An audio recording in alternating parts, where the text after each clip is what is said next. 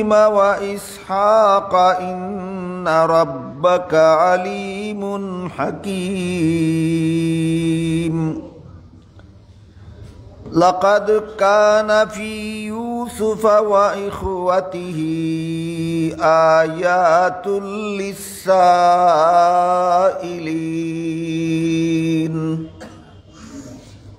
بارك الله لنا ولكم في القرآن العظيم ونفعنا وإياكم بالآيات والذكر الحكيم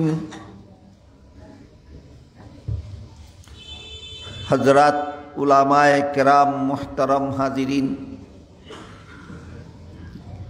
আজকে আপনাদের সামনে সূরা ইউসুফের 5 নম্বর আয়াত থেকে তিলাওয়াত করা হয়েছে। গতকাল 4 নম্বর আয়াতের ব্যাপারে আলোচনা হয়েছে।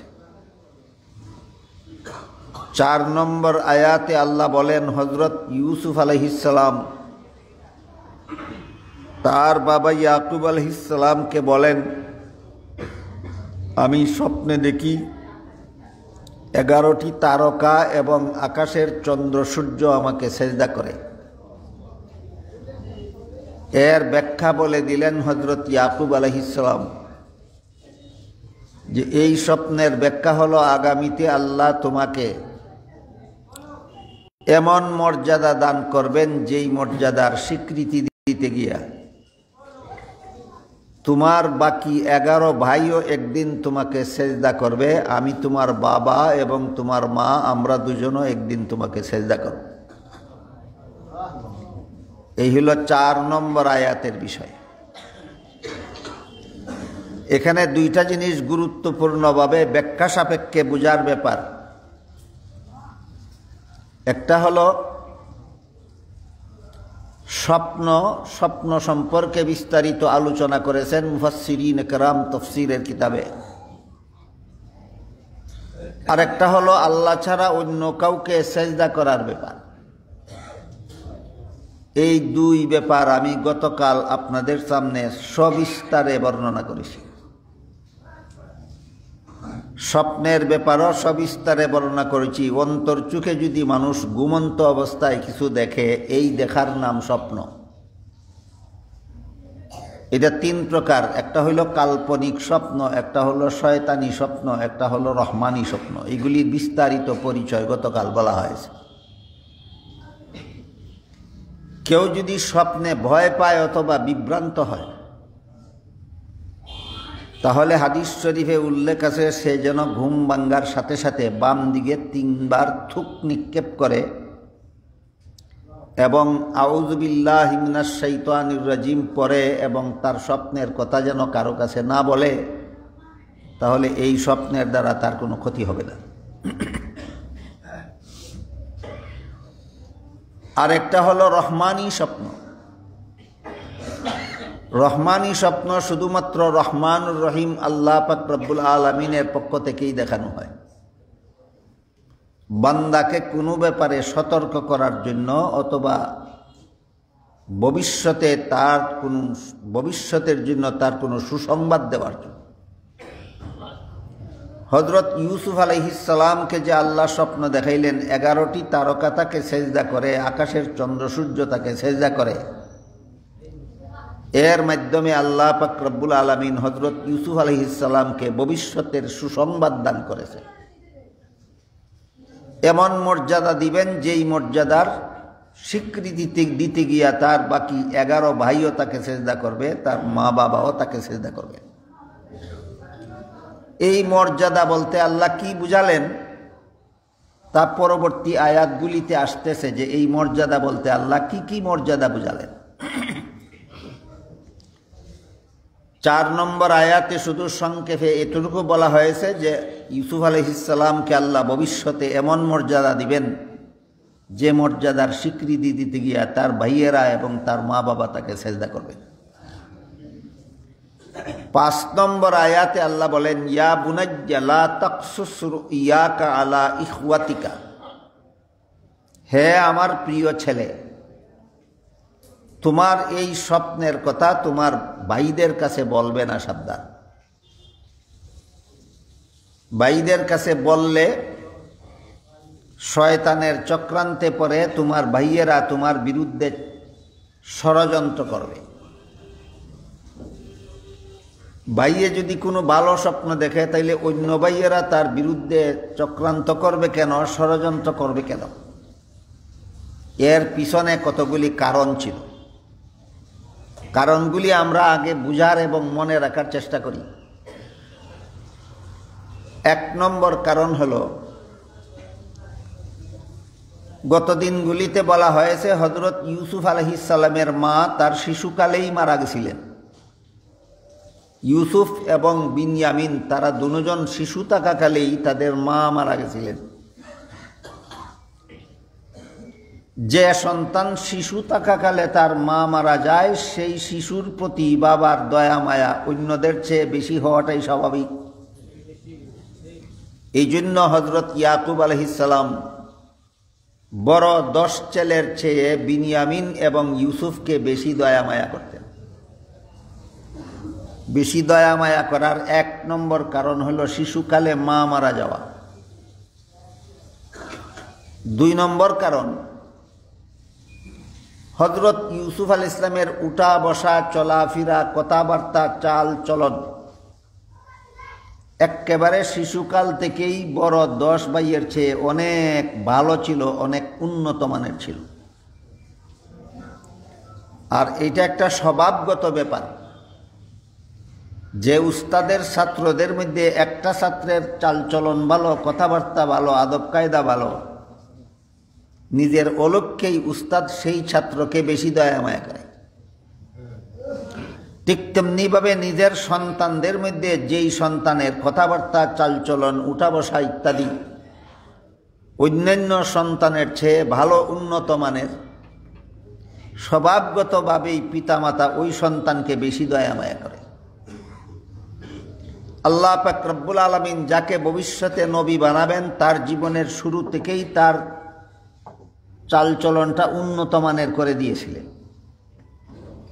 অন্যান্য ছেলের চেয়ে ইউসুফ আলাইহিস সালামের কথাবার্তা, উঠা বসা, চালচলন, কাজকর্ম সবগুলি সবচেয়ে বেশি ভালো এবং উন্নত মানের ছিল। এই জন্য হযরত ইয়াকুব আলাইহিস সালাম বড় 10 ছেলের চেয়ে ছোট ছেলে ইউসুফকে বেশি দয়া মায়া করতেন। 3 নম্বর কারণ, এই স্বপ্নের কথা শোনার পর থেকে ইয়াকুব আলাইহিস সালাম পরিষ্কার বুঝে নিতে পারলেন যে আল্লাহ ভবিষ্যতে ইউসুফকে যেই মর্যাদা দিবেন বাকি 10 ছেলেকে সেই মর্যাদা দিবেন না। আল্লাহর কাছে ও 10 ছেলের চেয়ে ইউসুফ বেশি মহব্বতের পাত্র, বেশি প্রিয় পাত্র। আল্লাহর কাছে যে প্রিয় পাত্র, আল্লাহওয়ালারা তাকেও প্রিয় পাত্র হিসাবে গ্রহণ করে নেয়। এই সব কারণে হযরত ইয়াকুব আলাইহিস সালাম যেহেতু ইউসুফ আলাইহিস সালাম এবং বিনিয়ামিনকে বড় 10 ছেলের চেয়ে বেশি দয়া মায়া করতেন, বেশি মায়া মহব্বত করতেন, ইয়াকুব আলাইহিস সালামের এই আলাদা দয়া মায়াটা এটা বড় 10 ছেলের হিংসার কারণ হয়ে দাঁড়ালো। তারা পরস্পরে বলা বলি করতে লাগলো যে আমরা যেই বাবার সন্তান, ইউসুফও সেই বাবার সন্তান, কিন্তু বাবা ইউসুফকে আমাদের চেয়ে বেশি দয়া মায়া করা এটা যুক্তিসঙ্গত নয়। বরং যুক্তিসঙ্গত হইল ইউসুফের চেয়ে আমাদেরকে বেশি দয়া মায়া করা। তাদের যুক্তি ছিল এইটা, ইউসুফ এবং বিনিয়ামিন হলো বাবার 2টা শিশু ছেলে, আর আমরা 10 জন হলাম বাবার যুবক ছেলে। বাবা অসুস্থ হলে বাবার যথারীতি খেদমত করার যোগ্যতা আমাদের মধ্যে আছে, 2 শিশু ভাইয়ের মধ্যে নাই। বাবা অভাবগ্রস্ত হলে তারা বাবাকে রুজি করে খাওয়াতে পারবে না, আমরা বড় 10 ছেলে বাবাকে রুজি করে খাওয়াতে পারব। কাজেই যেই ছেলে অসুস্থ হলে খেদমত করতে পারবে না, যেই ছেলে অভাবগ্রস্ত হলে রুজি করে খাওয়াতে পারবে না, সেই ছেলের চেয়ে যে ছেলেরা অসুস্থ হলে খেদমত করতে পারবে, অভাবগ্রস্ত হলে রুজি করে খাওয়াতে পারবে, সেই ছেলেদেরকে দয়া মায়া বেশি করা যুক্তিসঙ্গত, এটা হলো তাদের যুক্তি।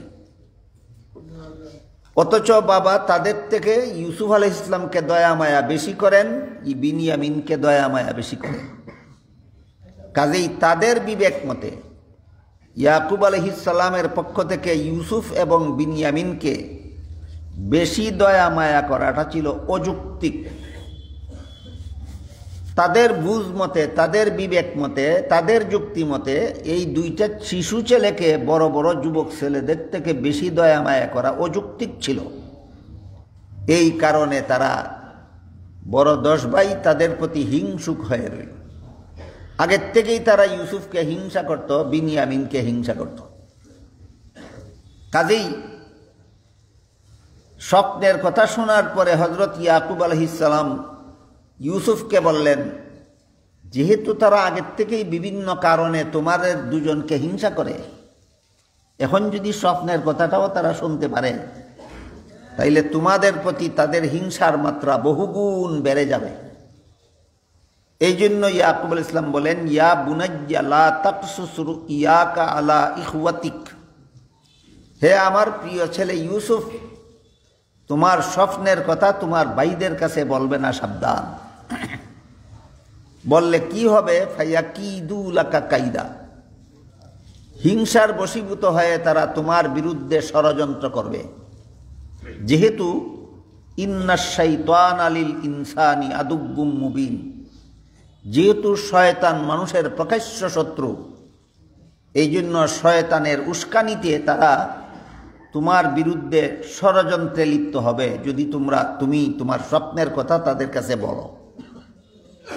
এই জন্য হযরত ইয়াকুব আলাইহিস সালাম ছেলে ইউসুফ আলাইহিস সালামকে নিষেধ করে দিলেন যে তোমার স্বপ্নের কথা তাদের কাছে বলবে না, সাবধান। এই ব্যাপারেও গতকাল আপনাদেরকে বলে দেওয়া হয়েছে। আরবিতে একটা নীতি বাক্য আছে, লা তাকুল মানামাকা ইল্লা ইন্দা হাবিবিকা আও লাবিবিক, তুমি যে কোনো স্বপ্ন দেখলে যে কোনো লোকের কাছে বলবে না, সাবধান। দুই দল মানুষের কাছে, দুই গুণ সম্পন্ন মানুষের কাছে স্বপ্নের কথা বলবে।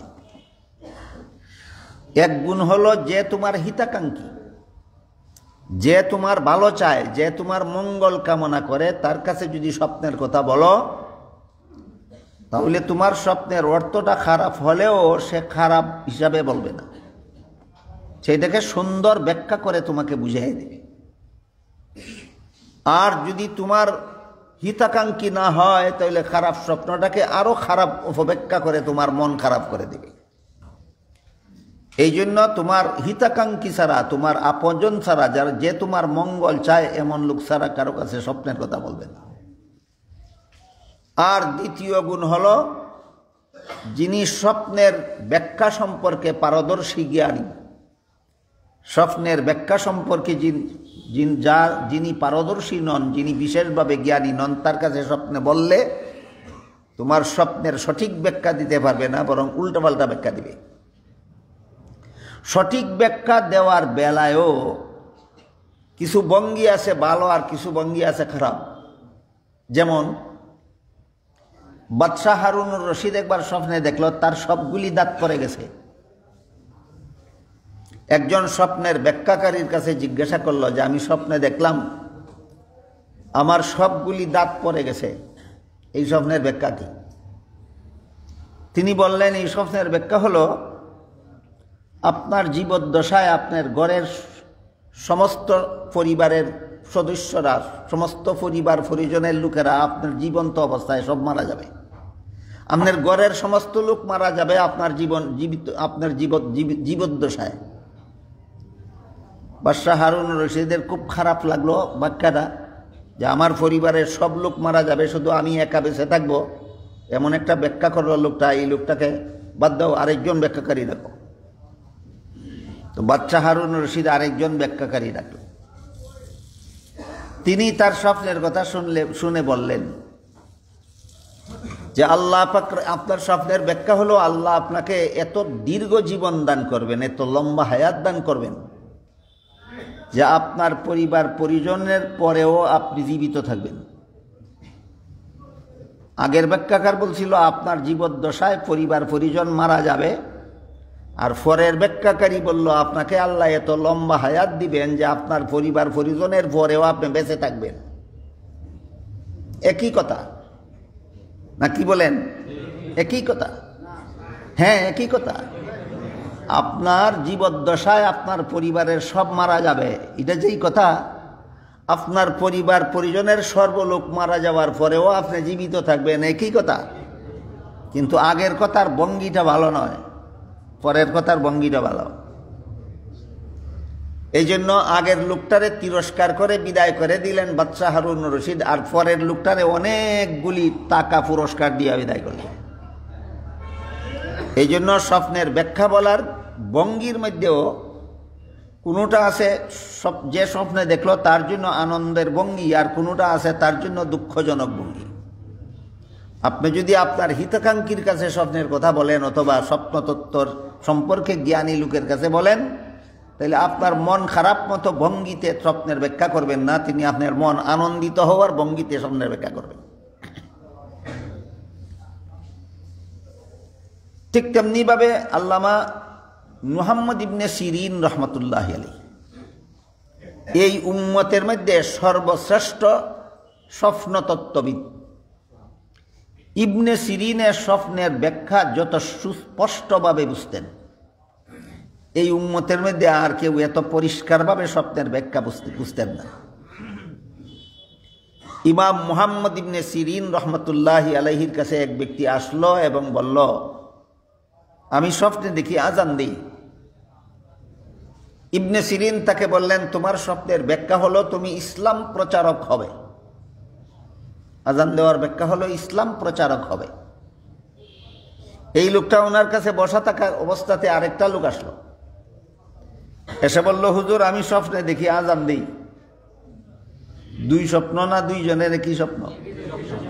একই স্বপ্ন। আগের লোকটা যেই স্বপ্ন দেখেছিল পরের লোকটাও একই স্বপ্ন দেখল। জিজ্ঞাসা করলো, হুজুর আমিও স্বপ্নে দেখি আজান দিই, আমার স্বপ্নের ব্যাখ্যা কি? ইবনে সিরিন বললেন, তুমি চুর, তুমি মানুষের মাল চুরি করো। তারা দুজন চলে যাবার পরে ইবনে সিরিনকে জিজ্ঞাসা করা হলো, আজান দেওয়ার স্বপ্নে দেখলো, আগের লোকটাও পরের লোকটাও স্বপ্নে দেখলো আজান দেয়।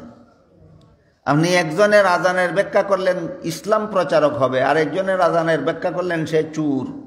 দুইজনের স্বপ্নের ব্যাখ্যা দুই রকম হলো কেন? স্বপ্ন তো একই। ইবনে সিরিন জবাব দিলেন যে স্বপ্ন শুধু শুনলে হবে না, যে স্বপ্ন দেখলো তার অবস্থা দেখে ব্যাখ্যা দিতে হবে। আগের লোকের অবস্থা দেখেছি আমি, লোকটা ধার্মিক, এই জন্য তার আজান দেওয়ার ব্যাখ্যা হইল সে ইসলাম প্রচারক হবে। পরের লোকটার অবস্থা যাচাই করে দেখেছি আমি, সে ধার্মিক নয়, কাজেই সে ধর্ম প্রচারক হওয়ার যোগ্যতাই তার কাছে নাই।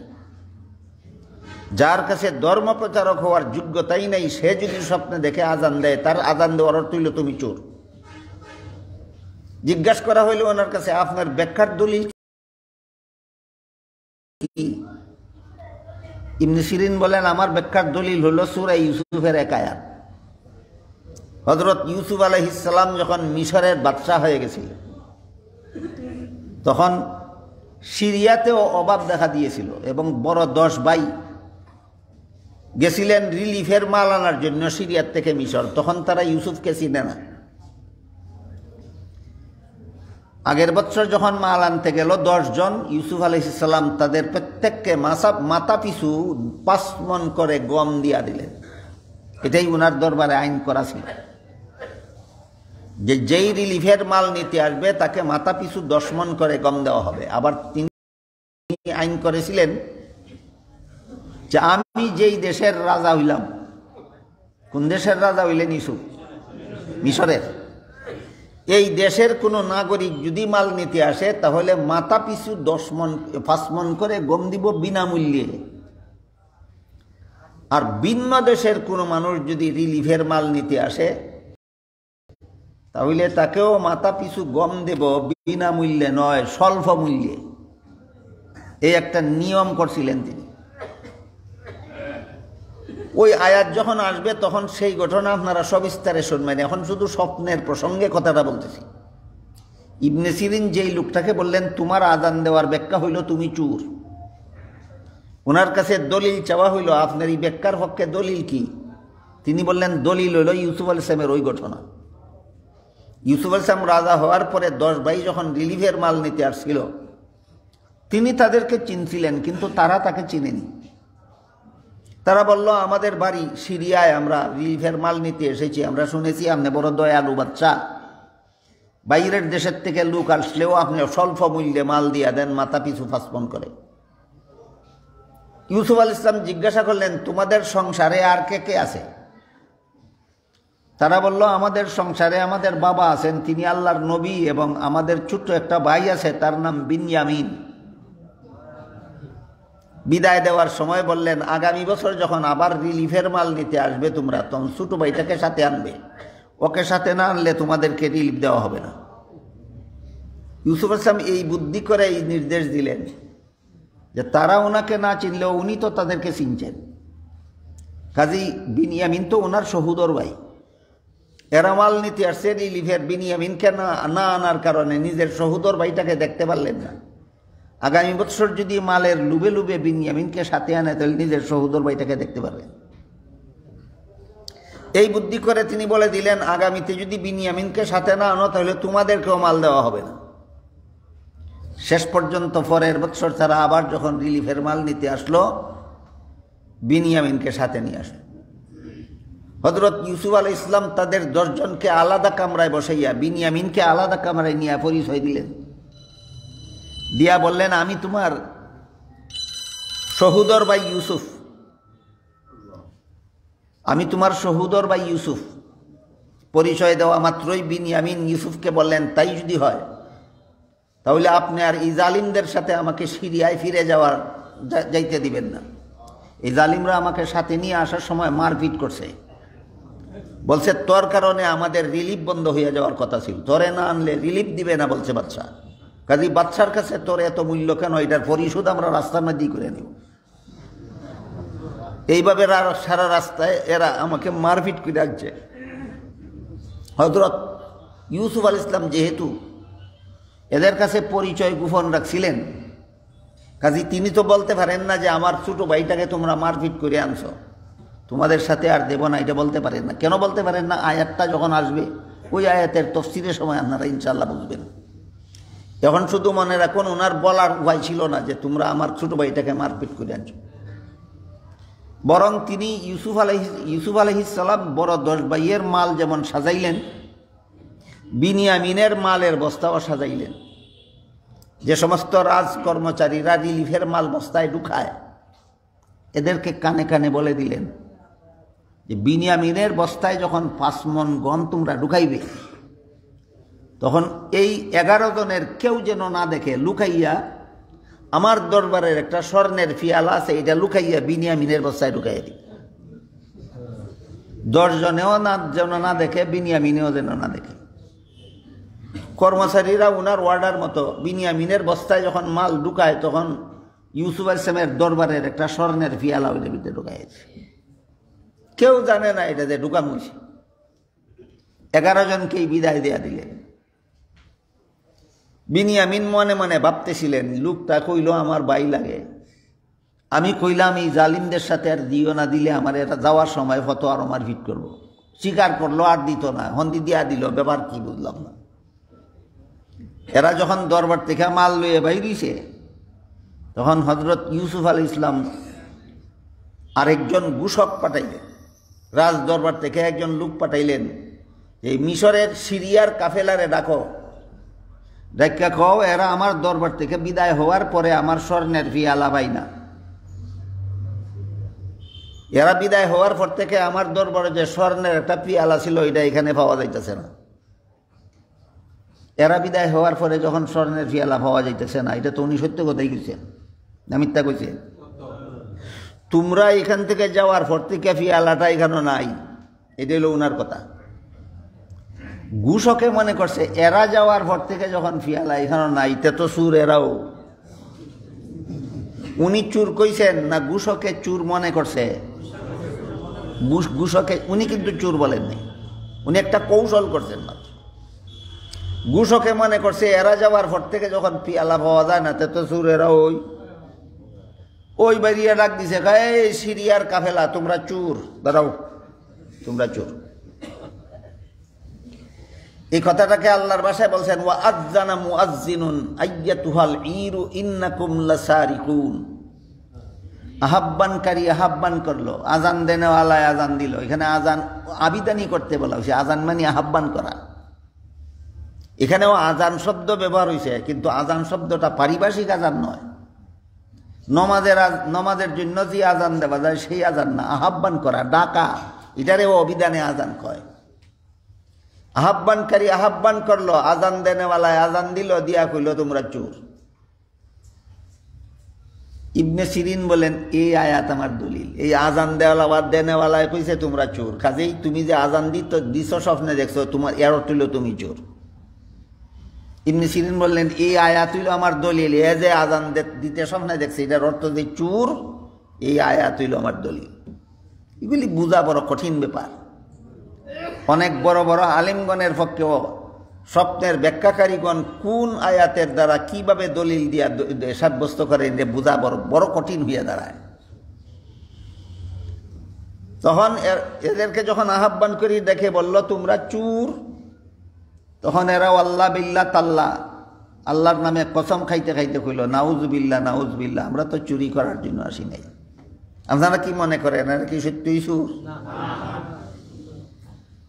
আহ্বানকারী কইল ঠিক আছে, তোমরা যদি চুরি না করে থাকো তাহলে তোমাদের কাছে মাল না পাইলে তোমরা ছেড়ে দিব, কিন্তু মাল যদি তোমাদের কাছে পাওয়া যায় তাহলে তো চোর সাব্যস্ত হবে। এখন আরম্ভ হইল তদন্ত। বস্তা খুললা কার বস্তার ভিতরে এই রাজ দরবারের স্বর্ণের পিয়ালা পাওয়া যায়। ইউসুফ আলাইহিস সালাম যারা তদন্ত করতে আসে এদেরকে বলে দিলেন, বড় 10 জনের মাল আগে চেক করো, ছোটটার মাল পরে চেক করো। কারণ আগে ভাগেই যদি ছোটটার মাল চেক করো তাহলে তারা সন্দেহ করবো তাহলে এইখানে মনে হয় কোনো কারসাজি আছে। আসলে তো কারসাজি একটা আছেও, কিন্তু কারসাজিটা যাতে ধরতে না পারে এই জন্য হযরত ইউসুফ আলাইহিস সালাম কইলেন বড়গুলির মাল চেক করা শেষ হইলে পরে ছোটটার মাল চেক করো। তদন্তকারী একে একে 10 জনের বস্তা খুললা চেক করে দেখলো গাইতে করতে কারো বস্তার ভিতরে স্বর্ণের পিয়ালা নাই। এরা আবার বাহাদুরি করে বলতে লাগলো, এই মিয়া তোমরা কইছি না আমরা বিদেশ থেকে আইছি, তোমরা কেন চুরিদারি করবার লাগে, আমরা ঠিক আইছি রিডিবের মাল দিতাম। কয় রাখো, আর একজন তো রইছে দেখালই না কি হয়। শেষ পর্যন্ত ছোট জনের বস্তা ডালা মাত্রই স্বর্ণের পিয়ালা বেরিয়ে গেল। ছোট জনের বস্তার মাল ঢালা মাত্রই কি বেরিয়ে গেল? স্বর্ণের পিয়ালা বেরিয়ে গেল। তখন তো একজনের কারণে 11 জনের 11 জন চোর সাব্যস্ত হইল। কারণ একটা পিয়ালা তো আর 11 বস্তায় ঢুকানো যেত না। একটা পিয়ালায় 1 বস্তায় ঢুকাইছো তোমরা 11 জনে যুক্তি করিয়া। এখন বিচার কি আগেই সাব্যস্ত হয়েছিল। আগেই ঘুষকে তাদেরকে বলছিল যদি তোমাদের কাছে রাজ দরবারের হারানো পেয়ালা পাওয়া যায় তাহলে এর বিচারটা কি আগে কও, তদন্ত করার আগে। তারা বলছিল আমরা সিরিয়ার বাসিন্দা, আমাদের বাবা নবী ইয়াকুব আলাইহিস সালাম আমাদের বাবা, তিনি নবী। আমাদের নবীর শরীয়তের বিধান হইল কেউ যদি চুরি করে ধরা পড়ে তাহলে যে ধরা পড়ল সে যার মাল চুরি করে ধরা পড়ল সারা জীবন তার গোলামি করব। এটা ইয়াকুব আলাইহিস ইসলামের শরীয়তের একটা বিধান ছিল। ইয়াকুব আলাইহিস ইসলামের শরীয়তের বিধান ছিল যে আমরা যে বাবার সন্তান সেই বাবা হইলেন একজন নবী, আর এই নবীর শরীয়তের বিধান হইল কেউ যদি কারো মাল চুরি করে ধরা পড়ে তাহলে যার মাল চুরি করে ধরা পড়বে সে যতদিন বেঁচে থাকবে ততদিন পর্যন্ত চুরি করেনওয়ালা তার গোলামি করবে। কথা তো আগের থেকেই পরিষ্কার। যদি মাল তোমার কাছে ধরা পড়ে কি বিচার? ওই আমরা নতুন কোনো বিচার নাই, আমরা শরীয়তের বিচার। এখন তো বিনিয়ামিন রে ইউসুফের গোলাম বানাইয়া থইয়া যাইতে হয় চিরজীবনের জন্য। এখন কাহিনী আছে অনেক লম্বা। এরা বিনিয়ামিন রে এদিক দিয়ে না আনলে রিলিফের মাল পায় না, ওর ওই দিক দিয়ে বাবা এক ছেলে এদের সাথে দিয়ে হারাইয়া আর এক ছেলে দিতে রাজি না। এক ছেলেকে এদের সাথে দিয়ে হারাইছিলেন, যাইতেছে ঘটনার সামনে। 10 ছেলের সাথে এক ছেলেরে দিয়ে হারাইছিলেন। ইউসুফ আলাইহিস সালামকে এক সময় দিছিলেন 10 ছেলের সাথে, খেলাধুলা করার কথা কইয়া নিয়ে গেছিল। জঙ্গলে বিভিন্ন রকমের গাছের ফলমূল তারা খায়, কিন্তু ইউসুফ বঞ্চিত থাকে। তারা বলছিল আমরা মাঠে গিয়া খেলাধুলা করি, সেই ইউসুফকে আপনি আমাদের সাথে দেন না, ইউসুফ বঞ্চিত থাকে। জঙ্গলে বিভিন্ন রকমের ফলমূলের গাছ এমনিই ফলে, আমরা ওই সমস্ত গাছের ফলমূল খাই, ইউসুফকে আমাদের সাথে না দেওয়ার কারণে ইউসুফ বঞ্চিত থাকে। কাজী ইউসুফকে আমাদের সাথে দিয়া দেন, এই কথা কইয়া ইউসুফকে নিয়ে গেছিল। নিয়া কুয়ার মধ্যে নিক্ষেপ করিয়া একটা দুম্বা জবাই করিয়া দুম্বার রক্ত ইউসুফের গায়ের জামার মধ্যে মাইকিয়া ওই রক্ত মাখা জামা নিয়া বাবারে দেখাইয়া গেছিল, এই দেখো তোমার ইউসুফে বাঘে ধরে খাইয়া লাগছে। বুঝে থাকলে বলেন, এক ছেলেকে তাদের সাথে দিয়ে আগেই একবার হারাইছিলেন কিনা? আবার যখন আর এক ছেলের কথা কইল যে ইলারের সাথে না দিলে মিশরের বাচ্চা রিলিজ দিত না, তখন তো উনি কিছুতেই দিতে রাজি না। আবার বাবার সাথে কসম কিরা খাইয়া হেফাজত করে রাখবো, আবার নিরাপদে আইন আপনার কাছে ফেরত দিব, এই সমস্ত ওয়াদা কইরা কসম কিরা খাইয়া বিনিয়ামিনে নিছিল, নিয়া ধরা খাইছে। এখন বলেন বিচারটা কি? আবার নিয়ে ফেরত দেওয়ার মতো অবস্থা রয়েছে না? যার মাল চুরি কইরা ধরা খাইছে তার চিরজীবন তার গোলামের জন্য রেখে যাইতে হইতেছে, চিরজীবন তার গোলামের জন্য রেখে যাইতে হইতেছে। এই যে ঘটনাটা সামনে আসতেছে, ইনশাআল্লাহ আপনারা ধারাবাহিকভাবে শুনবেন। এই ঘটনা যে আয়াতের মধ্যে আল্লাহ বর্ণনা করছেন, এই আয়াতটা হইল ওয়াআযানা মুআজ্জিনুন আইয়াতুহাল ঈরু ইন্নাকুম লাসারিকুন। আজান দেনেওয়ালায় আজান দিল, নমাজের আজান না আহ্বান অর্থে? আজান দেনেওয়ালায় আজান দিল, দিয়া কইল তোমরা চোর। এই আয়াত হইল ইবনে সিরিন বলেন আমার ব্যাখ্যার দলিল। যারে আমি আজান দিত সামনে দেখছে আর কইছি আমি তুই চোর, এইটার দলিল হইল এই আয়াত। এরপরে বাদশাহ হারুন রশিদের বিবির নাম ছিল জুবাইদা। বাদশাহ জুবাইদা একবার স্বপ্নে দেখল সারা দেশের মানুষে তার সাথে অপকর্ম করে, রাজার রানীর সাথে আস্থা দেশের মানুষে জিনা করে। এমন স্বপ্ন কি কোনো আলিমের কাছে লজ্জায় বলা যায়? এই বাদশাহ হারুন রশিদের বিবি জুবাইদা এই স্বপ্ন দেখিয়া বান্দি রে ভাটাইল ইবনে সিরিনের দরবারে। এই আমি দেখছি কইস না, গিয়া কইস তুই দেখছস? কথা বুঝতেছেন? আস্থা দেশের মানুষ আমার সাথে জিনা করে, এটা কইস না, কইস তুই দেখছস? বান্দির সাথে মানুষ জিনা করলে কোনো কিছু আসে যায় না, রানীর সাথে দেশের মানুষ জিনা করলে কত বড় অপমানের কথা। আমার কথা কইস না, তোর নাম কইস। বিবি জুবাইদার হুকুমে বান্দি গিয়া ইবনে সিরিনের কাছে গিয়া কই হুজুর আমি একটা স্বপ্ন দেখছি, এটার ব্যাখ্যা লাগে আইস। জিজ্ঞেস করেন কি স্বপ্ন দেখছ? কই দেখছি সারা দেশের মানুষ আমার সাথে জিনা করে। এই মৃত্যু মিথ্যা কইছ তুই, এই স্বপ্ন তোর মতো মানুষ দেখতে পারে না। এই মিথ্যা কথা কইছ, এটা তোর তোর তোর দেখার স্বপ্ন না। এটা গেছে গে বান্দি গিয়া জুবাইদারে কইছে উনি বিশ্বাসই করে না আমি দেখছি ওটা। কই এমন স্বপ্ন বলে আমি দেখার যোগ্যই না।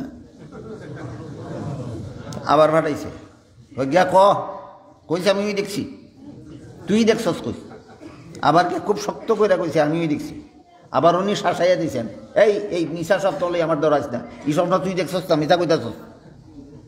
আবার গেছে, আবার ফাটাইছে। তৃতীয়বারের বেলা যখন ফাটায় তখন চাপা গলায় কইয়া দিছে, কইস আমি দেখছি। তৃতীয়বার ইয়া কয় আর দুইবার আপনার কাছে মিশা কথা কইছি, এখন আর মিশা কইতেছি না, এখন সত্য কথা কই, বাদশাহ হারুন রশিদের বিবিয়ে দেখছে।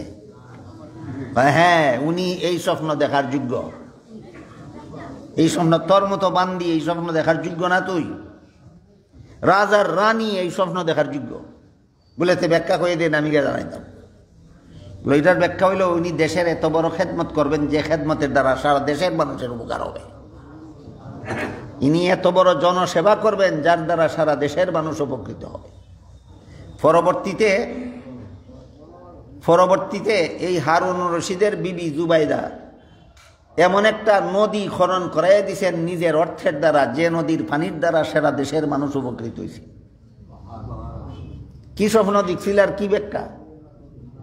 এই কারণে একজন মহিলার সাথে সারা দেশের মানুষ জিনা করে স্বপ্ন দেখতে বাহ্যিক দৃষ্টিতে স্বপ্নটা বড় খারাপ, কিন্তু ব্যাখ্যাটা বড় খারাপ না, অনেক অনেক ভালো। কাজেই স্বপ্নের ব্যাখ্যা যেন তেন লুকে দেওয়ার মতো ব্যাপার নয়। স্বপ্নের ব্যাখ্যা এই ব্যাপারে এই বিদ্যার পারদর্শী আলাদা আলিম আছে। কোনো আলিম আছে কোরআন হাদিসের ব্যাপারে খুবই পারদর্শী, কোনো আলিম আছেন ফিকহের ব্যাপারে খুবই পারদর্শী, কিন্তু স্বপ্নের ব্যাখ্যার বেলায় পারদর্শী না। আর কোনো আলিম আছেন কোরআন হাদিসের বেলায় মোটামুটি পারদর্শী, ফিকহের বেলায় পারদর্শী, কিন্তু স্বপ্নের ব্যাখ্যার মোটামুটি পারদর্শী, কিন্তু স্বপ্নের ব্যাখ্যায় বেলায় চূড়ান্ত পারদর্শী। এই জন্য হযরত ইয়াকুব আলাইহিস সালাম যেমনভাবে সূরা ইউসুফের ৫ নম্বর আয়াতে আল্লাহ বলতেছেন, স্বপ্নের কথা ভাইদের কাছে কইও না, স্বপ্নের ব্যাখ্যা এইরকম ভাইদের কাছে কইও না। এরকম হাদিস শরীফে আল্লাহ রাসূল বলেছেন, স্বপ্ন দেখা মাত্রই জেনতেন মানুষের কাছে বলবা না। স্বপ্ন 2 গুণ বিশিষ্ট লোকের কাছে বলবে, 2 গুণ। লা তাকুল মানামাকা ইল্লা ইনদা হাবিবিকা আও লাবিবিকা। তোমার স্বপ্নের কথা হয়তো তোমার হিতাকাঙ্ক্ষীর কাছে বলো, আর না হয় সুযোগ্য আলেম আল্লাহওয়ালা বুজুর্গ আলেমের কাছে বলো। এই 2 গুণ বিশিষ্ট ছাড়া কারো কাছে স্বপ্নের কথা কইও না। হযরত ইয়াকুব আলাইহিস সালাম বলেন, ইয়া বুনাইয়া লা তাকসুস ইয়াকা আলা ইখওয়াতিকা ফায়াকিদু লাকা কাইদা। হে আমার প্রিয় ছেলে, তোমার স্বপ্নের কথা 11 ভাইয়ের 10 ভাইয়ের কাছে বলবে না, ছোট ভাইয়ের কাছেও বলবে না। ছোট ভাই তো তোমার দুশ্মন না, কিন্তু তার কাছেও বলবে না। তার কাছেও বলতে কেন নিষেধ করলেন, এটার কারণটা গতকাল বলে দিছি। বিনয়ামিন ছোট ভাই, সহোদর ভাই, ওনার শত্রু না, ওনার বিরুদ্ধে ষড়যন্ত্র করবে না, কিন্তু ওনার কাছে বললে সরল মনে বলে দিবে তাদের কাছে, সরল মনে তাদের কাছে বলে দিবে। এই জন্য একটা মাসআলা আছে, ঋতুবতী মেয়ে লোকেরা, মাসিক ঋতুস্রাবে আক্রান্ত মেয়ে লোকদের জন্য রমজান মাসে রোজা রাখা নিষেধ। তারা রোজা রাখবে না, পরে কাজা করবে। কিন্তু এই মাসিক ঋতুগ্রস্ত মেয়ে লোকে যে রমজান মাসে রোজা রাখবে না, পরে কাজা করবে, তাহলে তো দিনের বেলায় খাওয়া দাওয়া করবে। এই খাওয়া দাওয়াটা ঘরের কাউকে তো জানতে দিবেই না, ঘরের শিশুদেরকেও জানতে দিবে না, নিজের ছোট ছোট বাচ্চাদেরকেও লুকাইয়া খাইতেইব, অন্য লোকরে লুকাইয়া খাইতেইব রমজানের ইজ্জত রক্ষার্থে, রমজানের ইজ্জত রক্ষার্থে। আর নিজের শিশু বাচ্চাকে লুকাইয়া খাইতেইব নিজের ইজ্জত রক্ষার্থে। বড় লোকরারে লুকাইয়া খাইব রমজানের ইজ্জতের জন্য, আর ছোটরারে লুকাইয়া খাইব নিজের ইজ্জতের জন্য। নিজের ইজ্জতের জন্য কেমনে? তোমার 3 বছরের 4 বছরের 5 বছরের বাচ্চায় যদি দেখে তার মায়ে রমজান মাসে দিনের বেলায় ভাত খায়, হে তো বুঝতো না কোন কারণে রমজান মাসে দিনের বেলায় ভাত খায়। বাংলা ঘর মেহমান বইছে 10 জন, হে বাংলা ঘরে গিয়া কইব আম্মায় ভাত খাইতেছে। গেলনি ইজ্জত, মান ইজ্জত গেলনি, গেল। মেহমানের মধ্যে যারা কুদারও না রাখে, এরা ভাববে যে এই পরিবারের মেয়ে লোকরা রোজা রাখে না। আর মেহমানের মধ্যে যারা কুদারও না রাখে না, এরা এই মেয়ে লোকের 5 বছরের বাচ্চার কাছ থেকে যখন শুনবো আম্মায় ভাত খাইতেছে, তখন জানা লিব যে এই বাড়ির গিন্নির মাসিক ঋতুস্রাব চলতেছে। কেন বাহিরের লোকে জানবে তোমার গিন্নির মাসিক ঋতুস্রাব চলতেছে? এটা তো তোমার মান ইজ্জতের ব্যাপার। বলেন তো, এই শিশু বাচ্চাকে, এই মেয়ে লোকে যে রমজান মাসে যে রোজা রাখবে না মাসিকের কারণে, এই রোজা না রাখাটা শিশু বাচ্চাকে জানতে না দেওয়ার কারণ নিজের ইজ্জত রক্ষা। বয়স্কদেরকে জানতে দিবে না, দিনের বেলা দেখাইতেছে রমজানের ইজ্জত রক্ষার্থে। শিশুদেরকে জানতে দিবে না রমজানের বেলা, দিনের বেলা দেখাইতেছে নিজের ইজ্জত রক্ষার্থে। ঠিক তেমনি ভাবে ইয়াকুব আলাইহিস সালাম ইউসুফ আলাইহিস সালামকে বলে দিলেন, বড় 10 জনকে বলবে না, এরা তোমার বিরুদ্ধে ষড়যন্ত্র করবে। ছোটটাকেও বলবে না, এ ষড়যন্ত্র করতো না, কিন্তু ষড়যন্ত্রদের কাছে, কারীদের কাছে না বুঝে বলে দিবে। বুঝা শুনে কইব না, না বুঝা কইব, না বুঝা কইব। এই যে কিছু সতর্কতা আছে কিছু ব্যাপারে, এই সতর্কতাগুলি অনেক সময় অনেক সরল মানুষে বুঝে না। তার ভিতরে কোনো দুষ্টামি নাই, ষড়যন্ত্র নাই, কিন্তু সরলতার কারণে সতর্কতাটা বুঝে না। একজন বিজ্ঞ আলিমের কাছে আইয়া অনেক কথা ফিরাফিরি করে কইবার লাগি, এই সমস্ত সতর্কতার কারণে উনি বলতে পারেন না, আর হেও সরলতার কারণে ফিরাফিরি করা সারে না, কই হুজুর কন্যাকের লাগি কন্যাকের লাগি কন্যাকের লাগি। হুজুরে তো জানে তোমার মতো সরল দেখলে তুমি যে 12টা বাজে এসর বা বাজারও গেতে কইবা। এই কারণে নিয়ম হইল বিজ্ঞ উলামায়ে কেরাম যেই কথা প্রকাশ করতে চান না, গোপন রাখতে চান, সেই কথা জানার জন্য পিরাপিরি করিও না। তুমি বুঝো না ব্যাপার কি, যে বুঝে এরে বাধ্য করো না প্রকাশ করতে। এই কৌশলটা অনেক সরল মানুষে বুঝে না, এটা বোঝা দরকার। এই আয়াতের ব্যাখ্যায় মুফাসসিরিনে কেরাম লিখছেন একটা কৌশল আছে এখানে। তুমি খালি সরল হইলে চলতো না। বিজ্ঞ আলেমরা যেটা প্রকাশ করতে চান না, তুমি এটা প্রকাশ করার জন্য ফিরাফিরি করো না। তুমি জানো না এটা প্রকাশ করলে কি ক্ষতিটা হইব, উনি জানে।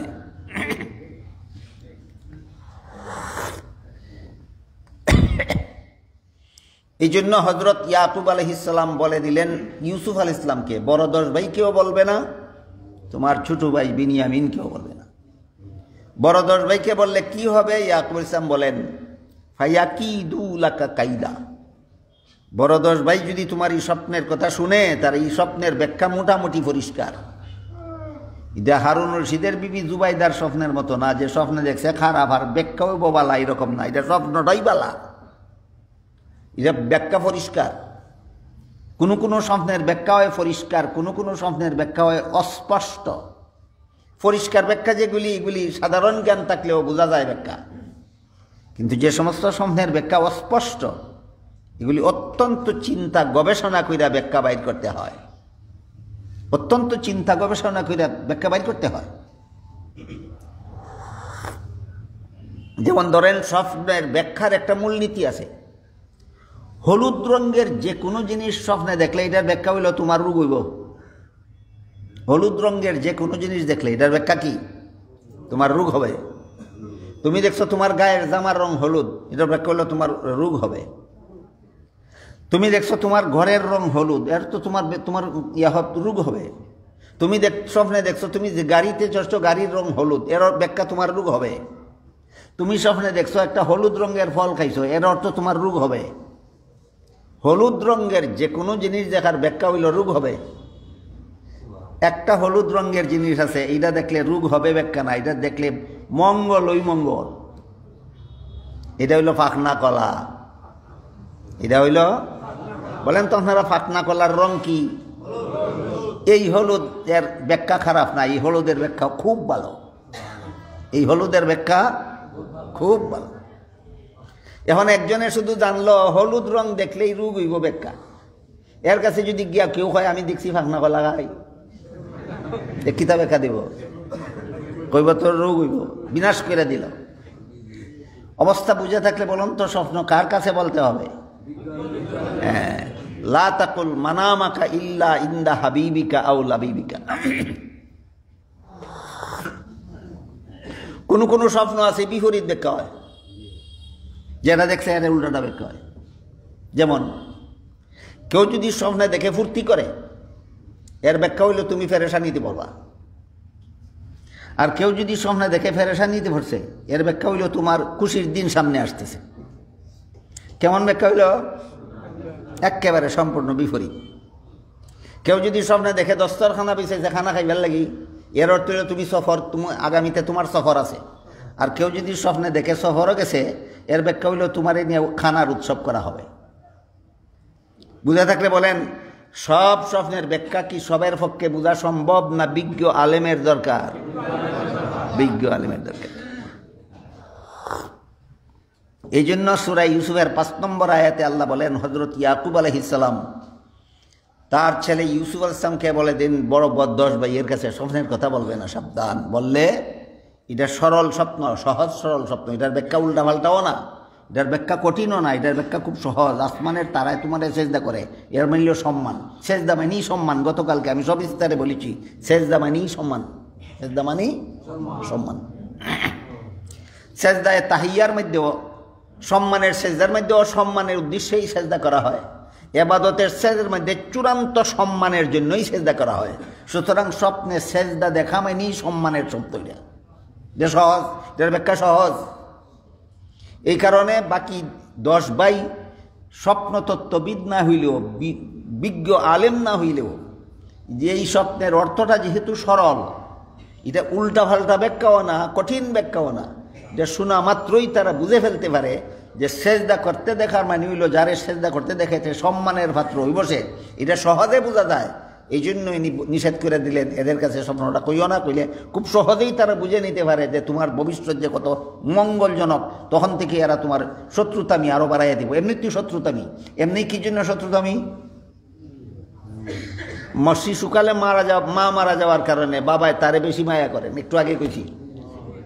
এমনিই তো শত্রুতামি, যে আমি বাবা তোমারে বেশি মায়া করি, তোমার মা মারা গেছে শিশুকালে, এই জন্য তোমারে বেশি মায়া করি। তারার চাল চলন থেকে তোমার চাল চলন বেশি বালা, এই জন্য তোমারে বেশি মায়া করি। এখন যদি জানতে পারে যে আল্লাহও তোমারে বেশি মর্যাদা দিবে তারার থেকে, তাহলে দুশ্মনির উপর দুশ্মনী বাড়বে। এই জন্য হযরত ইয়াকুব আলাইহিস সালাম নিষেধ করে দিলেন তাদের কাছে স্বপ্নের কথা বলবে না, সাবধান। বললে তারা তোমার বিরুদ্ধে শত্রুতামি করবে। শত্রুতামি হোক, হিংসা বিদ্বেষই হোক, যাই কিছু হোক, মানুষ যত রকমের গুনাহ করে প্রায় সবগুলি গুনাহ করে শয়তানের কুমন্ত্রণায়। এই জন্য আল্লাহ সাথে সাথে বলে দিয়েছেন, ইয়াকুব আলাইহিস সালাম যে উনাকে নিষেধ করলেন স্বপ্নের কথা বড় 10 ভাইয়ের কাছে বলবে না, বললে তারা তোমার বিরুদ্ধে ষড়যন্ত্র করবে। কেন ষড়যন্ত্র করবে? ইন্নাশ শাইতানা লিল ইনসানি আদুব্বুম মুবিন, শয়তান মানুষের প্রকাশ্য শত্রু। এই শয়তানে তাদেরকে উস্কানি দিবে তোমার বিরুদ্ধে ষড়যন্ত্র করার জন্য, যেহেতু তোমার বিরুদ্ধে ষড়যন্ত্র করার বিভিন্ন কারণ রয়ে গেছে এখানে। তাইলে মানুষ গুনাহ করে কার কুমন্ত্রণায়? শয়তানের কুমন্ত্রণায়। এখানে শয়তানের কুমন্ত্রণা সম্পর্কে কিছু কথা আমাদের জানা এবং বোঝা দরকার। যেহেতু আয়াতে আল্লাহ পাক রব্বুল আলামিন শয়তানের কুমন্ত্রণার কথা পরিষ্কারভাবে উল্লেখ করেছেন, শয়তানের কুমন্ত্রণায় পরে বাকি 10 ভাই তোমার বিরুদ্ধে ষড়যন্ত্র করবে। কাজেই শয়তানের কুমন্ত্রণা জিনিসটা কি এবং এটার থেকে আত্মরক্ষার ব্যবস্থা কি, এইটা শোনা দরকার, বোঝা দরকার, স্মরণ রাখা দরকার। তাহলে শুধুমাত্র কাহিনী শুননা লাভ কি? শুধু কাহিনী শুনবেন না, কাহিনীর থেকে শিক্ষাও গ্রহণ করবেন। আচ্ছা, আমরা সভাপতি সাহেব ভালো একটা কথা ইয়াদ করাই। দেওয়ানবাগিও অনেক স্বপ্ন কইছে। দেওয়ানবাগি একটা স্বপ্ন তার নিজের হাতের লেখা জীবনীর মধ্যে কইছে, কয় আমি স্বপ্নে দেখি সুন্দর একটা বাগানের মধ্যে ঘোরাফেরা করতেছি। ঘোরাফেরা করতে করতে এক পাশে গিয়া দেখি মুহাম্মাদুর রাসূলুল্লাহ সাল্লামের মরা লাশ ময়লা আবর্জনার মধ্যে ভরে রয়েছে। দেখে আমার বড় দয়া মায়া লাগলো। আমি এই ময়লা আবর্জনার থেকে রসুলের লাশরে উদ্ধার করে আনলাম। নিজের স্বপ্নের কথা নিজেই কইয়া আবার লেখে। এর ব্যাখ্যা হইল মুহাম্মাদুর রাসূলুল্লাহর ইসলাম ধর্ম মিটতে গেছি দুনিয়াতে। কোনো মুসলমানের কাছে মুহাম্মাদুর রাসূলুল্লাহর ইসলাম ধর্ম নাই, একমাত্র আমি ইসলামটারে জিন্দা করছি। তার ব্যাখ্যা তার কাছেই থাকুক, কে জিন্দা করছে আর কে মুর্দা করছে এটা পরে দেখা যাবে। হাদিস শরীফে রাসূল করিম সাল্লাল্লাহু আলাইহি ওয়াসাল্লাম বলেন, লা তাজালু তাইফাতুম মিন উম্মতি জাহিরিন আলাল হক। কিয়ামত পর্যন্ত আমার একদল উম্মত সত্যিকারের ইসলামের উপর অটল থাকবে। কাজে ইসলাম মিটতে গেছি আর তুমি জিন্দা করছো, এই ব্যাখ্যা ভুল। এই ব্যাখ্যা সরাসরি রসুলের হাদিস বিরোধী। এই ব্যাখ্যা সরাসরি রসুলের হাদিস বিরোধী।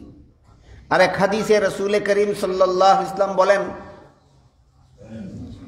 ইয়াহমিলু হাযাল ইলমা মিন কুল্লি খালাফিন উদুলুহু ইয়ানফুনা আনহু তাহরিফাল গালিন ওয়া ইনতিহালাল মুবতিলিন ওয়া তাবিলাল জাহিলিন আও কামা ক্বালা আলাইহিস সালাতু ওয়াসসালাম।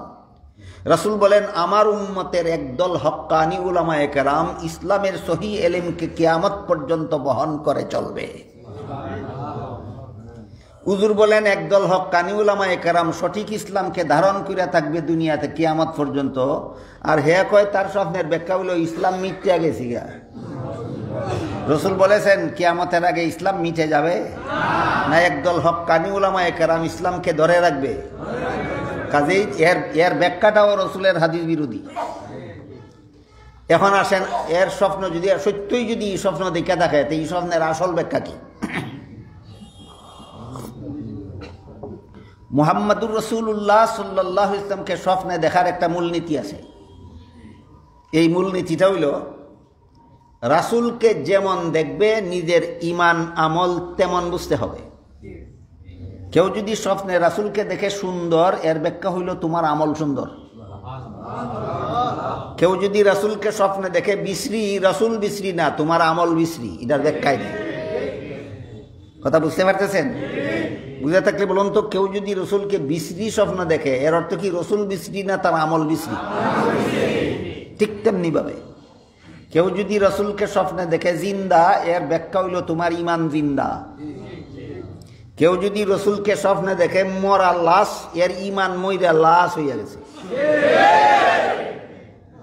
এবার আপনারা বলেন তো, এই মূলনীতি দুইটা দেওয়ানবাগির স্বপ্নের ব্যাখ্যাটা আপনারা করুন।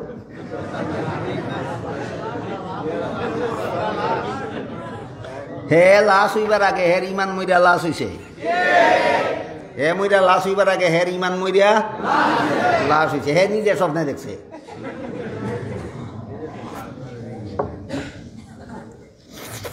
এখন প্রত্যেক দিন যদি স্বপ্নের আলোচনা হয়, তা তো আর আগ্রহ না। আল্লাহ পাক রব্বুল আলামিন বলেন, قال يا بني لا تقصص رؤياك على إخوتك فيكيدوا لك كيدا إن الشيطان للإنسان عدو مبين। ইয়াকুব আলাইহিস সালাম বললেন, হে প্রিয় ছেলে ইউসুফ, তোমার স্বপ্নের কথা তোমার ভাইদের কাছে বলবে না। এটা সরল স্বপ্ন, এটা কঠিন ব্যাখ্যামূলক স্বপ্ন নয়। সহজেই বুঝতে পারবে তোমার স্বপ্নের ব্যাখ্যা হইল ইজ্জত মর্যাদা। কাজেই এরা তোমার বিরুদ্ধে ষড়যন্ত্র করবে। এরা নিজের থেকে ষড়যন্ত্র করবে না, শয়তানের উস্কানিতে ষড়যন্ত্র করবে। এই জন্য আয়াতের শেষের দিকে আল্লাহ বলেন, ইন্নাশ শাইতানা লিল ইনসানি আদুব্বুম মুবিন। শয়তান মানুষের প্রকাশ্য শত্রু। শয়তানের ডিউটি, আল্লাহর কাছ থেকে ডিউটি চাইয়া আনছে যে মানুষকে উস্কানি দেওয়া, কুমন্ত্রণা দেওয়া। আল্লাহর কাছ থেকে শয়তান মানুষকে উস্কানি দেওয়ার, কুমন্ত্রণার, উস্কানি দেওয়ার ডিউটিটা কিভাবে চাইয়া আনছে, এই ঘটনাটা একটু শোনাই আপনাদের। আল্লাহ যখন ফিরিস্তাদেরকে হুকুম করেছিলেন আদমকে সেজদা দিয়া সম্মান করো, সেজদার মাসাইল গতকাল আলোচনা হয়েছে, এটা আবার কইয়া সময় নষ্ট করে লাভ নাই। আল্লাহ যখন ফিরিস্তাদেরকে হুকুম করেছিলেন আদমকে সেজদা দিয়া সম্মান করো, এক আয়াতে আল্লাহ বলেন, মালাকা আল্লাহ তাসজুদা ইজ আমারতুক, ওরে ইবলিস, তোরেও তো আদেশ করলাম আদমকে সেজদা দিয়া সম্মান কর। এই আয়াত এই কথার উপর পরিষ্কার যে আল্লাহ শুধু ফিরিস্তাদেরকে বলছিলেন না, ইবলিসকেও বলছিলেন আদমকে সেজদা দিয়া সম্মান কর।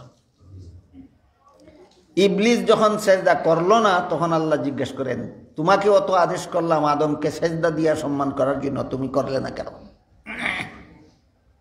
তখন ইবলিস বলে, আনা খাইরুম মিনহু খালাকতানি মিন নারিন ওয়া খালাকতাহু মিন তিন। আল্লাহ যার মর্যাদা কম, সে বেশি মর্যাদাওয়ালারে সেজদা দিবে মর্যাদাটা স্বীকার করার জন্য। এটা হইল তোমার আল্লাহ ছাড়া আর কাউকে সেজদা করার মূল উদ্দেশ্য। যার মর্যাদা কম, সে যার মর্যাদা বেশি তারে সেজদা দিবে মর্যাদাটা স্বীকার করার জন্য। কিন্তু এখানের ঘটনাটা তোমার হুকুমের বিপরীত। আল্লাহরে কয়, এখানের ঘটনাটা তোমার হুকুমের বিপরীত। কারণ আদম বানাইছো মাটি দিয়া, মাটির মধ্যে অন্ধকার থাকে, আর আমি ইবলিসরে বানাইছো আগুন দিয়া, আগুনের মধ্যে আলো থাকে। অন্ধকারের চেয়ে আলো ভালো।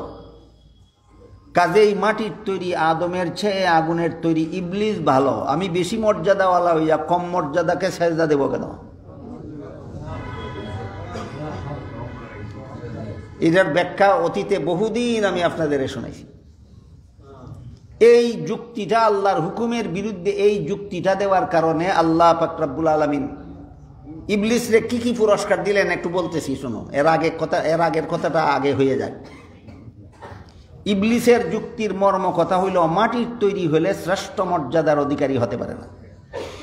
এটা ইবলিসি যুক্তি, এটা শয়তানি যুক্তি।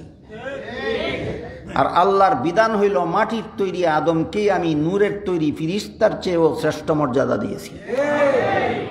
এবার বলেন, আদম কিসের তৈরি? ফিরিস্তা কিসের তৈরি? কে শ্রেষ্ঠ? আল্লাহর বিধানে নূরের তৈরি শ্রেষ্ঠ নয়, আল্লাহর বিধানে মাটির তৈরি শ্রেষ্ঠ। এই জন্য নূরের তৈরি ফিরিস্তাকে বললেন মাটির তৈরি আদমকে সেজদা দিয়া সম্মান করো। কাজে এই নূরের তৈরি হইলে মর্যাদা বেশি হবে আর মাটির তৈরি হইলে মর্যাদা কম হবে। এটা মুমিন মুসলমানের যুক্তি নয়, এটা ছিল ইবলিসের যুক্তি।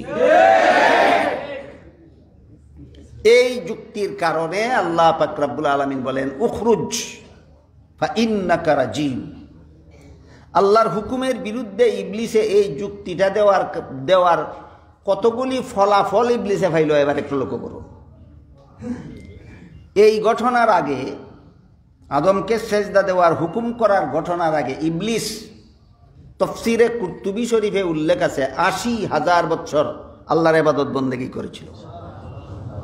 এইটাও আপনারা সারা জীবন মনে রাখার মতো একটা কথা যে আদমকে সেজদা দেওয়ার ঘটনার আগে ইবলিস কতদিন আল্লাহর ইবাদত করেছিল? আপনারা কত হাজার বছর করছেন?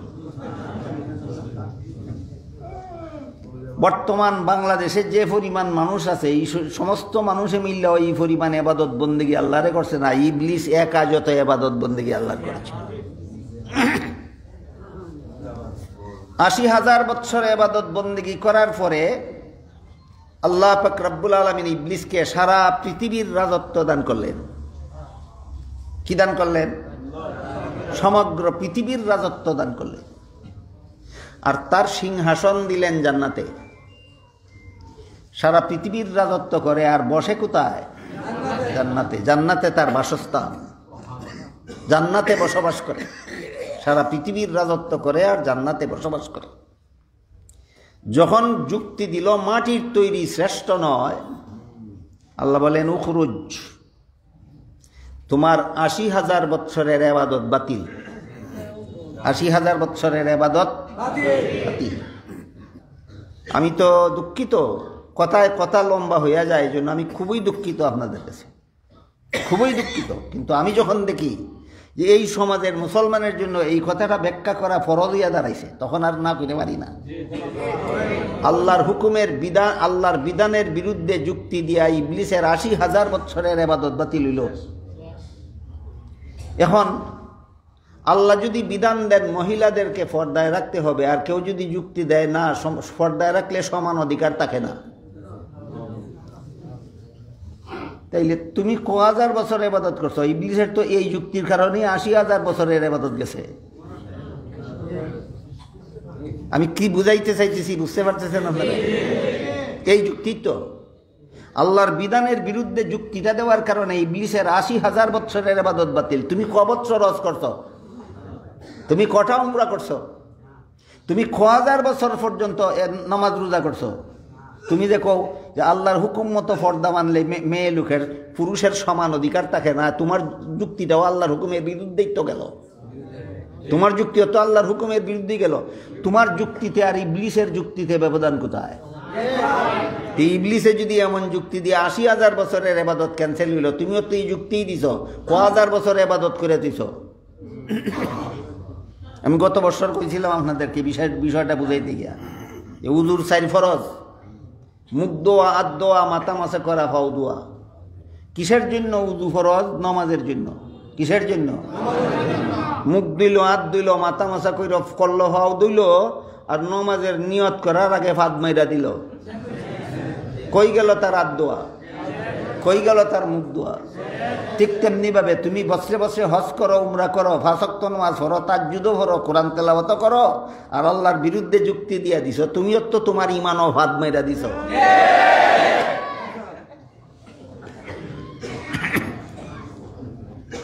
সারফরেজের উজু ভাঙ্গে ফাঁদ মারলে আর ইমান ধ্বংস হয় না ফাঁদ মারলে?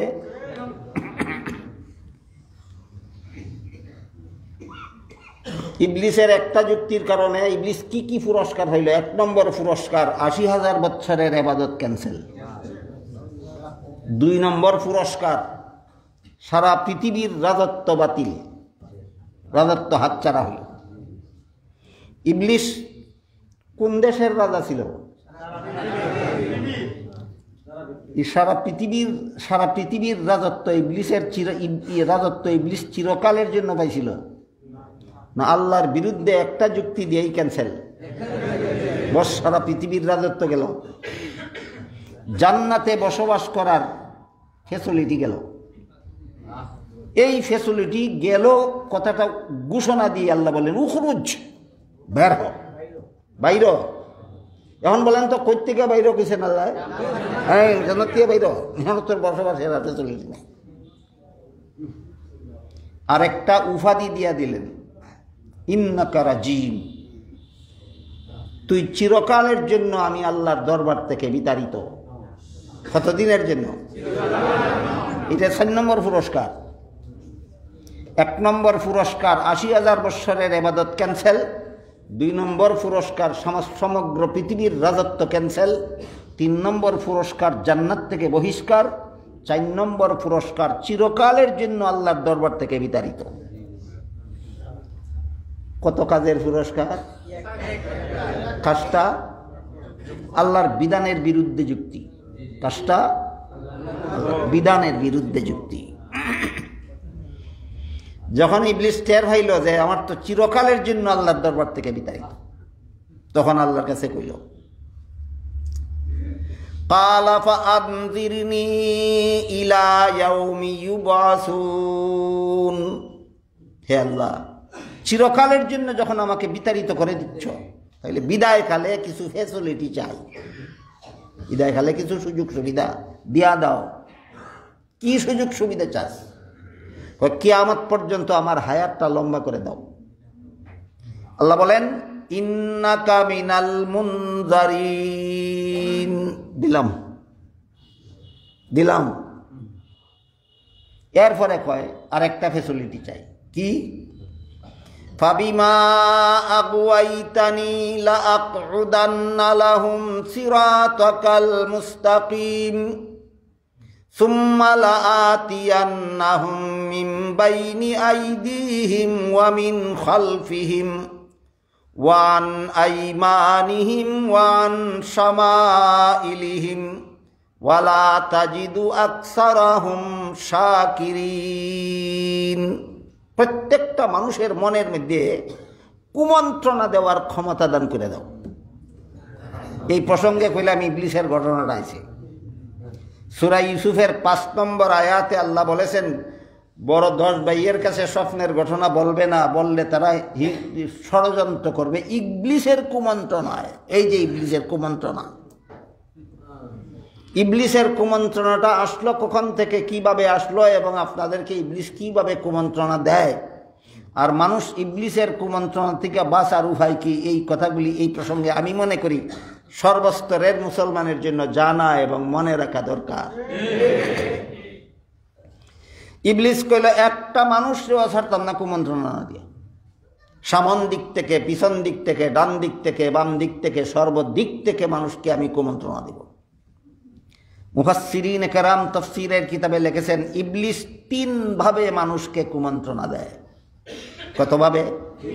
3 ভাবে। একটা হইল কোনো অচিনা আল্লাহওয়ালা বুজুর্গের আকৃতি ধারণ করে। জানাশোনা আল্লাহওয়ালা বুজুর্গের না অচিনা, খালি নমুনাটা, রূপটা দেখে মানুষে মনে করে তিনি খুব আল্লাহওয়ালা বুজুর্গ।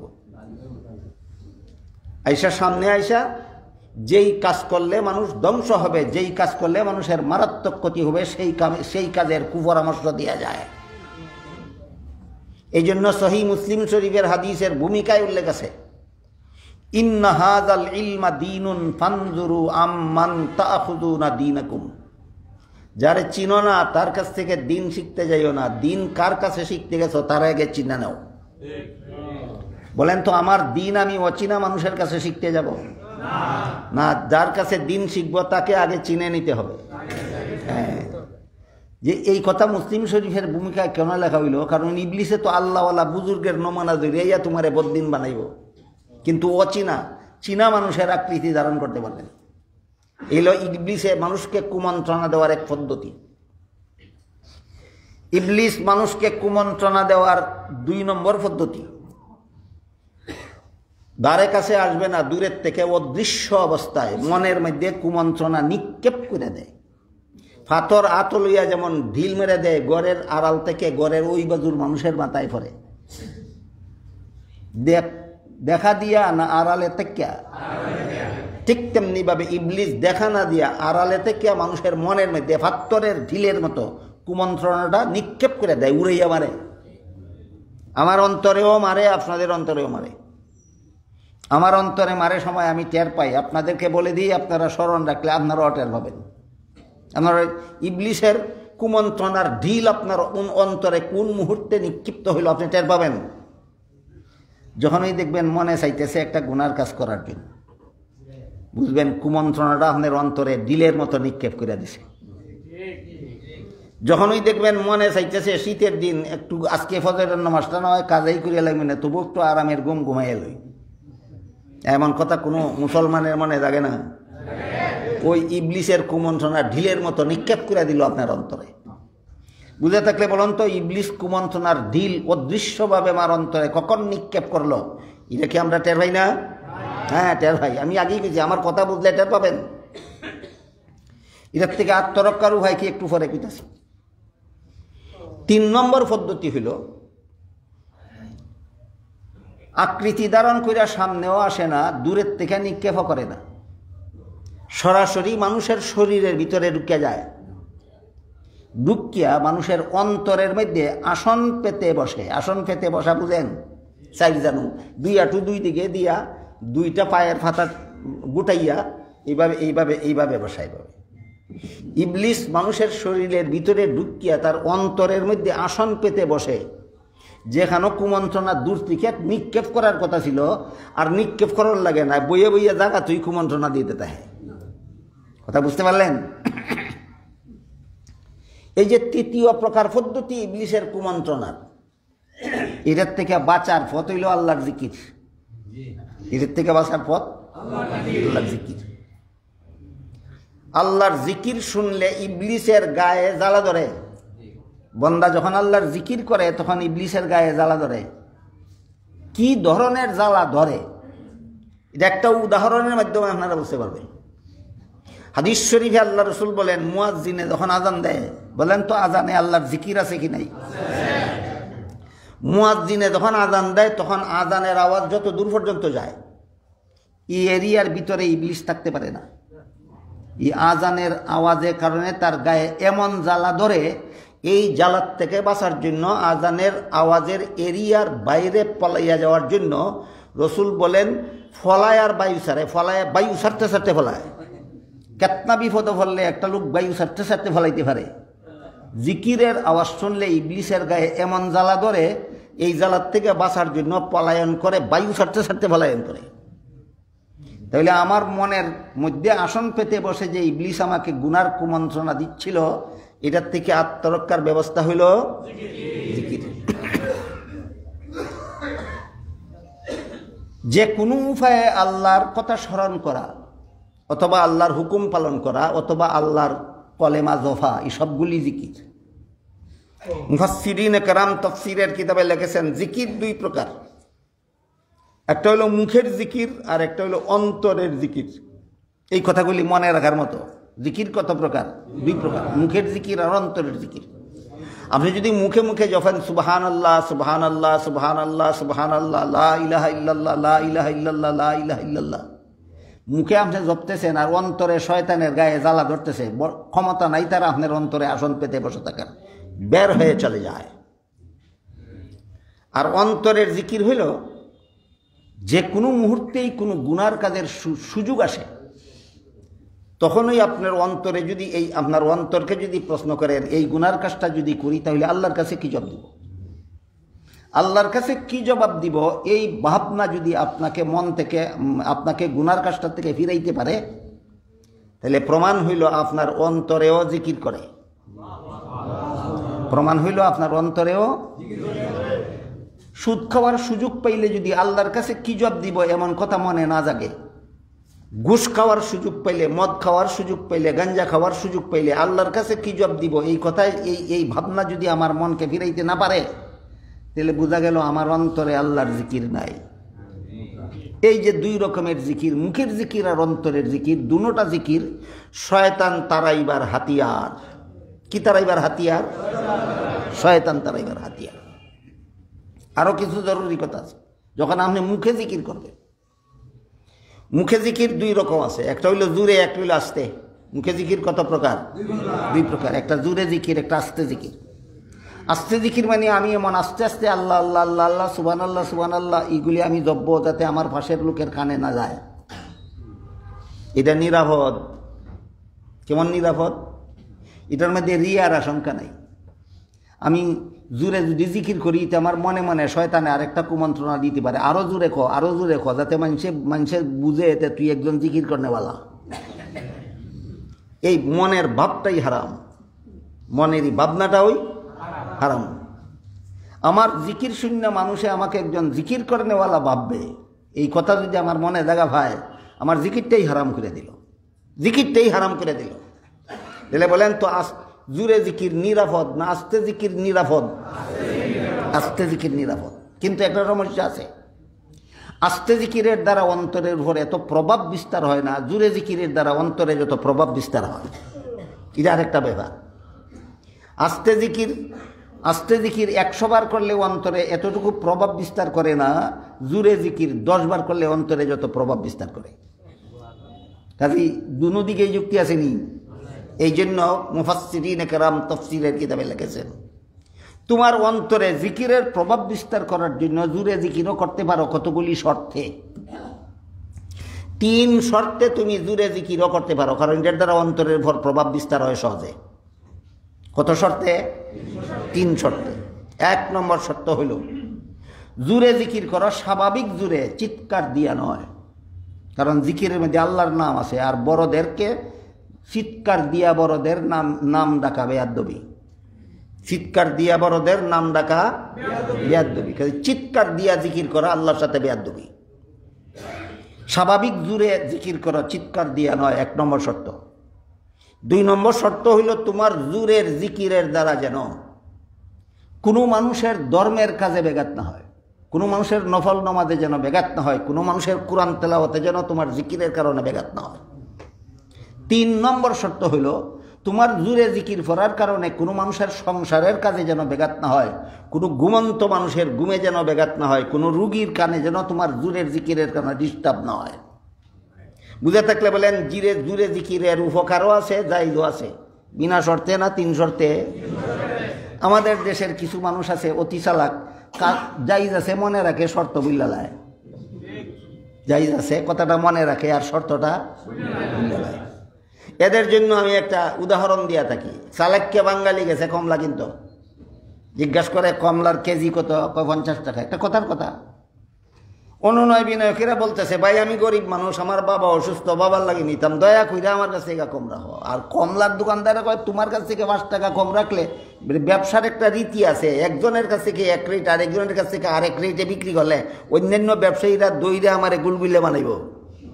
কাজে আমার রেট ঠিকঠাক দিব, আমি 1 টাকাও কম বিক্রি করতে পারবো না। তুমি গরিব মানুষ, তোমার বাবা অসুস্থ, বাবার লাগে নিবা, এই জন্য তুমি যদি আমার রেট ঠিক রেখে 1 কেজি কমলা যদি 50 টাকায় দেয়া কিনো, তোমার একটা কমলা দেয়া লাগবো আমি পাও মাগনা, বিনামূল্যে, ফ্রি। কয় জবানে কইছো নি? বলে জবানে কইছি। ঠিক আছে, 1 কেজি কমলা আমি অন্যদিন 50 দেখে নেব, আজকে ফাউটা দেলাও।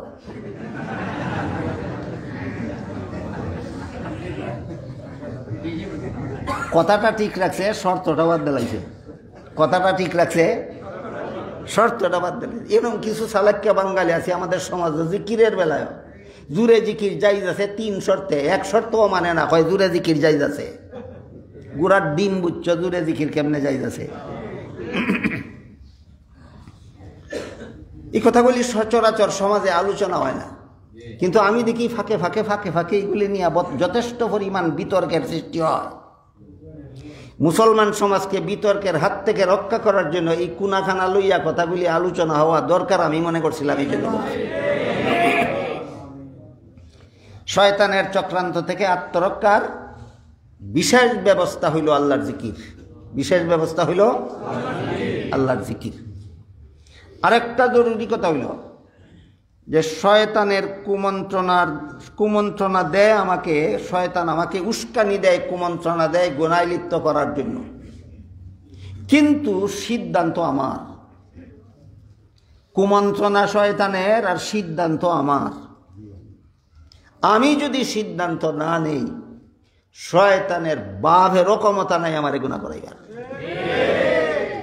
এই কথাটা বুঝে থাকলে বলেন, শয়তানের কুমন্ত্রণাটা বেশি শক্তিশালী না মানুষের মনটা বেশি শক্তিশালী? এই কথাটা সমস্ত মুসলমানের জীবন ভর মনে রাখা দরকার।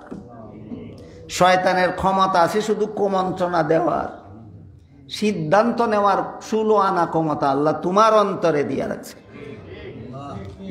কথার কথা, ফজরের সময় মুয়াজ্জিনে আজান দিল, মুয়াজ্জিনের আজানের আওয়াজে আমার ঘুম ভাঙল। এখন মনে কয় শীতের দিন আরামের ঘুমটায় ধরছে, উঠতে ঠান্ডা পানিতে উজু করতাম, তে ঠান্ডা রাস্তায় দিয়ে ঠান্ডা আবহাওয়া বুক করে মসজিদে যাইতাম, কষ্ট করে নমাজটা পড়তাম। আজকে না হয় নমাজটা কাজই করে লাগবে। এটা শয়তানের কুমন্ত্রণা। শয়তানে যে আমার মনের মধ্যে কুমন্ত্রণাটা দিল, আমি যদি এটা গ্রহণ করি না, শয়তানের বাপের ক্ষমতা নেই আমার গড়ে ধরে রাখতো। বুঝে থাকলে বলুন তো, শয়তানের কুমন্ত্রণা শক্তিশালী না আমার মনের সিদ্ধান্তটাই শক্তিশালী? কাজে আপনার মনটা যদি আপনি ধরে রাখতে পারেন, আপনার মনটার যদি শয়তানের কুমন্ত্রণার বিরুদ্ধে ধরে রাখতে পারেন, সারা দুনিয়ার সমস্ত শয়তান সম্মিলিতভাবে কুমন্ত্রণা দিয়েও আপনাকে গুনায় লিপ্ত করাবার ক্ষমতা রাখে না। এই কথাটা সমস্ত মুসলমানের সারা জীবন মনে রাখতে হবে যে শয়তানের কুমন্ত্রণা অত্যন্ত দুর্বল। ওমা কাইদুশ শাইতানি ইল্লা ফি দলাল, না কিভাবে আছে একটা মাখরের ডালের মতো।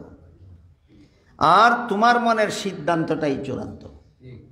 হাদিস শরীফে উল্লেখ আছে, প্রত্যেকটা মানুষের জন্মের সাথে সাথে তার সাথে শয়তানে একটা সদস্য নিযুক্ত করে দেয়, খালি সারা জীবন তুই এর মনের মধ্যে কুমন্ত্রণা দিবে, তোর ডিউটি এটা। জন্ম থেকে মৃত্যু পর্যন্ত শয়তান একটা প্রত্যেক মানুষের সাথে মোতায়েন করা থাকে, সারা জীবনই তার মনের মধ্যে কুমন্ত্রণা দেয়। এই কথা শুনে সাহাবায়ে কেরাম রসুলকে জিজ্ঞাসা করলেন, তাহলে কি আপনার সাথেও? আমরা আপনাদের কইলেন প্রত্যেকটা মানুষের জন্মের সাথে সাথে শয়তানে একটা সদস্য মোতায়েন করে দেয় জীবন বর্তারে কুমন্ত্রণা দেওয়ার জন্য। প্রত্যেক মানুষ বলতে তো আপনিও একজন মানুষ, তাহলে আপনার সাথেও শয়তান একটা মোতায়েন করা আসেনি? সাহাবায়ে কেরাম জিজ্ঞেস করলেন। রাসূল বলেন, আমার সাথেও একটা দিছিল, এটা মুসলমান হয়ে গেছে। আমার সাথেও একটা দিছিল, আমার সাথেও একটা শয়তানের সদস্য দিছিল কুমন্ত্রণা দিবার লাগি। হে আমার গুলামি করে, হেরটা দিতে পারে না, আমারটা নিয়ে নেওয়ান তাই চিন্তা করে। এখন কথা বুঝে আসলো কিনা?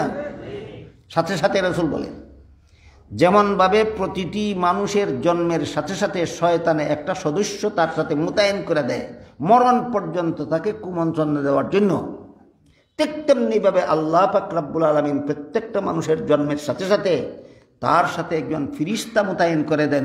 শয়তানের কুমন্ত্রণার লইস না জাহান্নামে যাইবে, শয়তানের কুমন্ত্রণাটা লইস না জাহান্নামে যাইবে, এই কথাটা মনে জাগাইয়া দেওয়ার জন্য। সারা জীবনই একটা মানুষে দুইজনে দুই দিকে টানে, সারা জীবনই একটা মানুষে শয়তানটাই টানে জাহান্নামের দিকে আর ফিরিস্তাটাই টানে জান্নাতের দিকে। এখন মানুষটা যাইব কোন দিকে?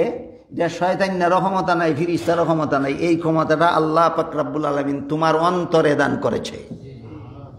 উদাহরণস্বরূপ, শয়তানে হয় আজান পড়ছে শীতের দিন, যাইস না আজকুর ফজরটা কাজা করিয়ালা, আর ফিরিস্তায় কয় কাজা করলে জাহান্নামে যাওয়ান লাগবে, ইয়াদ করিস, সোনা নামাজ কাজা করলে জাহান্নামে যাওয়ান লাগবে, ইয়াদ করিস।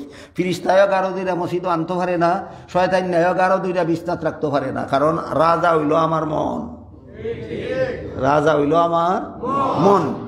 আমি যদি ফিরিস্তার পক্ষে সিদ্ধান্ত নেই, শয়তানের বাপেরও ক্ষমতা নেই আমার নামাজ কাজা করেই তো।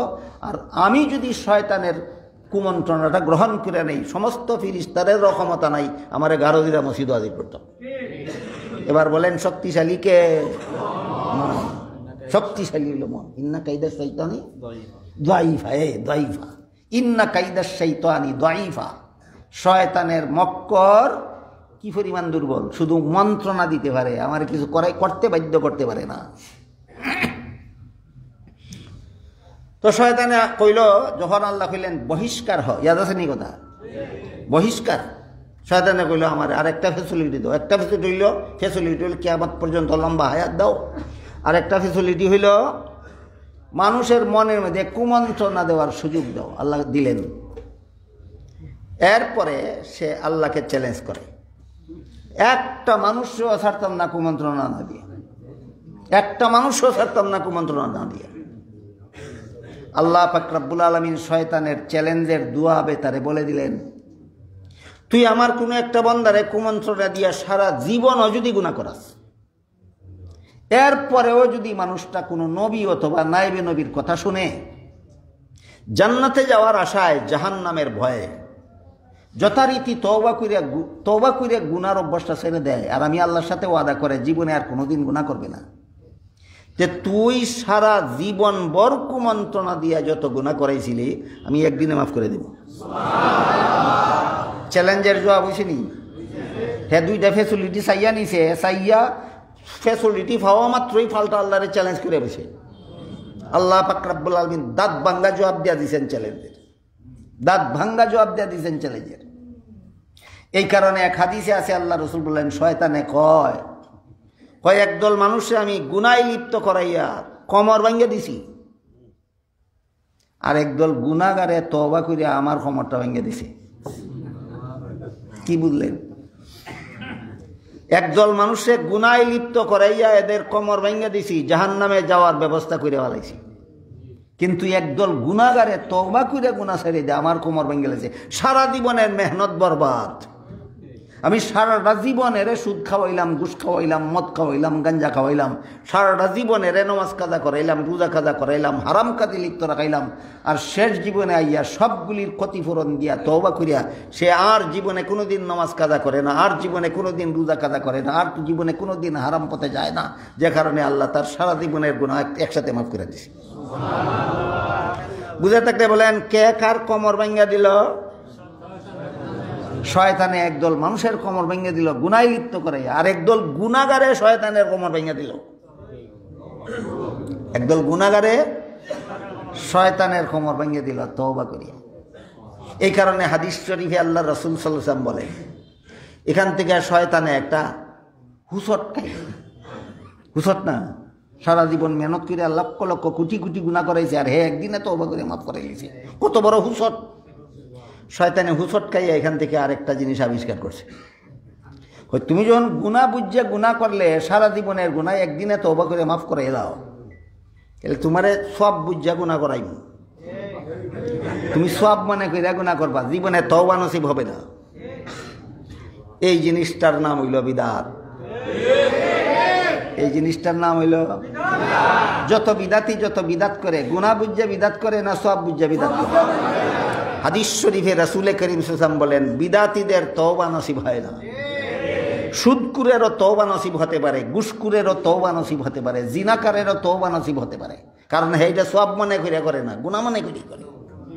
কিন্তু বিদাত যারা করে এটা তো সব মনে কইরা করে, কাজেই জীবনে কোনোদিন তওবা নসিব হয় না। শয়তানে হয় আমার কোমর বিদাতীরা ভাঙতে পারে না, বিদাতীরা আমার কোমর ভাঙতে পারে না, আর অন্য গুনাহগারের আমার কোমর ভেঙে দেয়। মুফাসসিরিনে কেরাম তাফসীরের কিতাবে লিখেছেন, নবীর শানের মধ্যে সবথেকে জঘন্যতম বেয়াদব হইল বিদাতি। বিদাতিরা নবীর শানের, নবীর দরবারের যত বড় বেয়াদব, দুনিয়াতে এত বড় বেয়াদব নবীর দরবারে আর কেউ নাই। কেমনে কেমনে বোঝার জন্য একটা উদাহরণ দিই। 5 বেলার নমাজের জমাতের জন্য আজান দেওয়া সুন্নত, জুম্মার নমাজের জমাতের জন্য আজান দেওয়া সুন্নত, জানাজার নমাজের জমাতের জন্য, ঈদের নমাজের জমাতের জন্য আজান একামত সুন্নত নয়। ঠিক আছে? হন বেটা যুক্তি দেয়, ওই বিদাতিরার দলিল হইল যুক্তি, বিদাতিরার দলিল ওই যুক্তি। আল্লাহর বিধানের বিরুদ্ধে সর্বপ্রথম যুক্তিদাতার নাম কিটা? এইটা ইয়াদ রাখতে হবে। যুক্তি দেয় জমাতের সুবিধার জন্যই তো আজান। 5 বেলার নমাজের জমাতের সুবিধার জন্য যদি আজান দিতে পারি, জুমার নমাজের জমাতের সুবিধার জন্য যদি আজান দিতে পারি, তাহলে জানাজার নমাজের জমাত অগলে ফাইবার লাগে এটা তো সুবিধা আজান দেওয়া, ঈদের নমাজের জমাত অগলে ফাইবার লাগে আরো বড় দরকার আজান দেওয়া। দিলাম দোষ কি? নবীর সুন্নত ভাইয়া আদান দিল ঈদের নামাজ না যুক্তি দিয়া? যুক্তি দিয়া।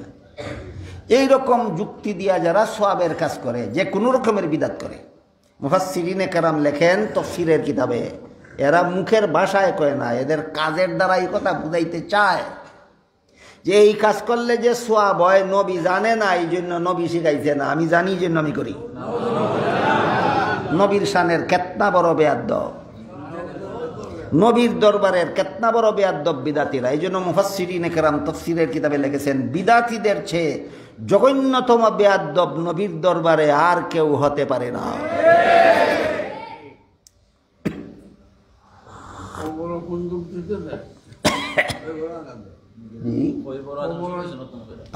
কবর আজান দেয়, কবর আজান দেওয়া নবীর তরিকায় নাই। কবর আজান যারা দেয় এরা মুফাসসিরিনে কেরাম লেখছেন, এ মুখে কয় না, কাজে কর্মে বুঝাইতে চায়, কাজে কর্মে বুঝাইতে চায়। আজান দিলে, কবর আজান দিলে যে সওয়াব হয় নবী জানে না, এই জন্য শিখাইছে না, আমি জানি দীক্ষা করি। এরকম যত বিদাত আছে সমাজ, সব বিদাতের বেলায় কথা একটাই, এরা নবীর দরবারের চরম বেয়াদব। এরপরে দেখেন, মানুষের মনের মধ্যে কুমন্ত্রণা দিবে, এই ডিউটি শয়তানে আল্লাহর কাছে চাই আনলো কিনা? চাই আনলো।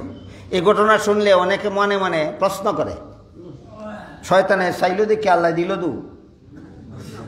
শয়তানে চাইল কিয়ামত পর্যন্ত লম্বা হায়াত, আল্লাহ দিলেন কেন? শয়তানে চাইল প্রতিটি মানুষের মনে কুমন্ত্রণা দেওয়ার ক্ষমতা দান করো, আল্লাহ দিলেন কেন? চাউরায় কতটাই যাইতে পারে, তুমি দাও কেন? এই প্রশ্ন জাগে অনেকের মনে। এই প্রশ্নের জবাব হইল, তোমাকে সত্যিকারের মানুষ রূপে গড়ে তোলার যোগ্যতা দান করার জন্য শয়তানরে আল্লাহ ফেসিলিটি দিছে। শয়তানে যদি কুমন্ত্রণা দিত না, তে তোমার মনে ওই চাইতো না। মনে না চাইলে, গুনাহ না করলেও তুমি সৃষ্টির শ্রেষ্ঠ মর্যাদার অধিকারী হতে পারো না। যার মনে চাই গুনাহ করতো, সে যদি গুনার থেকে বাঁচতে পারে, সৃষ্টির শ্রেষ্ঠ হতে পারে। আল্লাহ দিছে আমাদের অমঙ্গলের জন্য না বিরাট মঙ্গলের জন্য? বিরাট মঙ্গলের। ওই দিন শয়তানে এই কুমন্ত্রণা দেওয়ার ফেসিলিটিটা আল্লাহর কাছে চাইয়ে আনছে, কিয়ামত পর্যন্ত দিব কুমন্ত্রণা। সূরা ইউসুফের 5 নম্বর আয়াতে আল্লাহ ইয়াকুব আলাইহিস সালাম সম্পর্কে কি বলছেন? ইয়া বুনাইয়া লা তাকসুস রুইয়াকা আলা ইখওয়াতিকা ফায়াকিদু লাকা কাইদা ইন্নাশ শাইতানা লিল ইনসানি আদুব্বুম মুবিন। প্রিয় ছেলে ইউসুফ বড় 10 ভাইয়ের কাছে সবচেয়ে কথা বলবে না, বললে তারা ষড়যন্ত্র করবো নিজের থেকেই, না শয়তানের কুমন্ত্রণায়। কাজে শয়তানের কুমন্ত্রণা যখন আসলো, বিষয়টা শয়তানের কুমন্ত্রণার আলোচনা এখানেই শেষ হোক, আবার যাতে না করণ লাগে। এবার বলেন, শয়তান কুমন্ত্রণা দেওয়ার ফ্যাসিলিটিটা কবে চাই আনছে? জান্নাত থেকে বহিষ্কার করার দিন, আদমকে সেজদা দেওয়ার ঘটনার দিন চাই আনছে। বাস চলছে, আদম দুনিয়াতে আসার পর থেকে চলছে। আদম সন্তান জন্ম হয় আর সন্তানের কুমন্ত্রণা দেয়, জন্ম হয় আর কুমন্ত্রণা, কিয়ামত পর্যন্ত দিব। কিয়ামতের দিন যখন আল্লাহ পাপিষ্ঠদেরকে জিজ্ঞাসা করবেন, এই পাপ করছি লেগে লেগে, কিয়ামতের দিন জিজ্ঞাসা করবেন। হাদিস শরীফে আল্লাহ রাসূল সাল্লাল্লাহু আলাইহি ওয়াসাল্লাম বলেন, কিয়ামতের দিন আল্লাহ যাদেরকে জিজ্ঞাসা করবেন, দুনিয়ার জীবনে গুনাহ কেন করেছিলি বল। আল্লাহ রাসূল বলেন, এর জাহান্নামে যাওয়া ছাড়া রক্ষা নাই। গুনাহ কেন করেছিলি, এই প্রশ্ন হাসরের মাঠে আল্লাহ যাকে করবেন, তার জাহান্নামে যাওয়া ছাড়া রক্ষা নাই।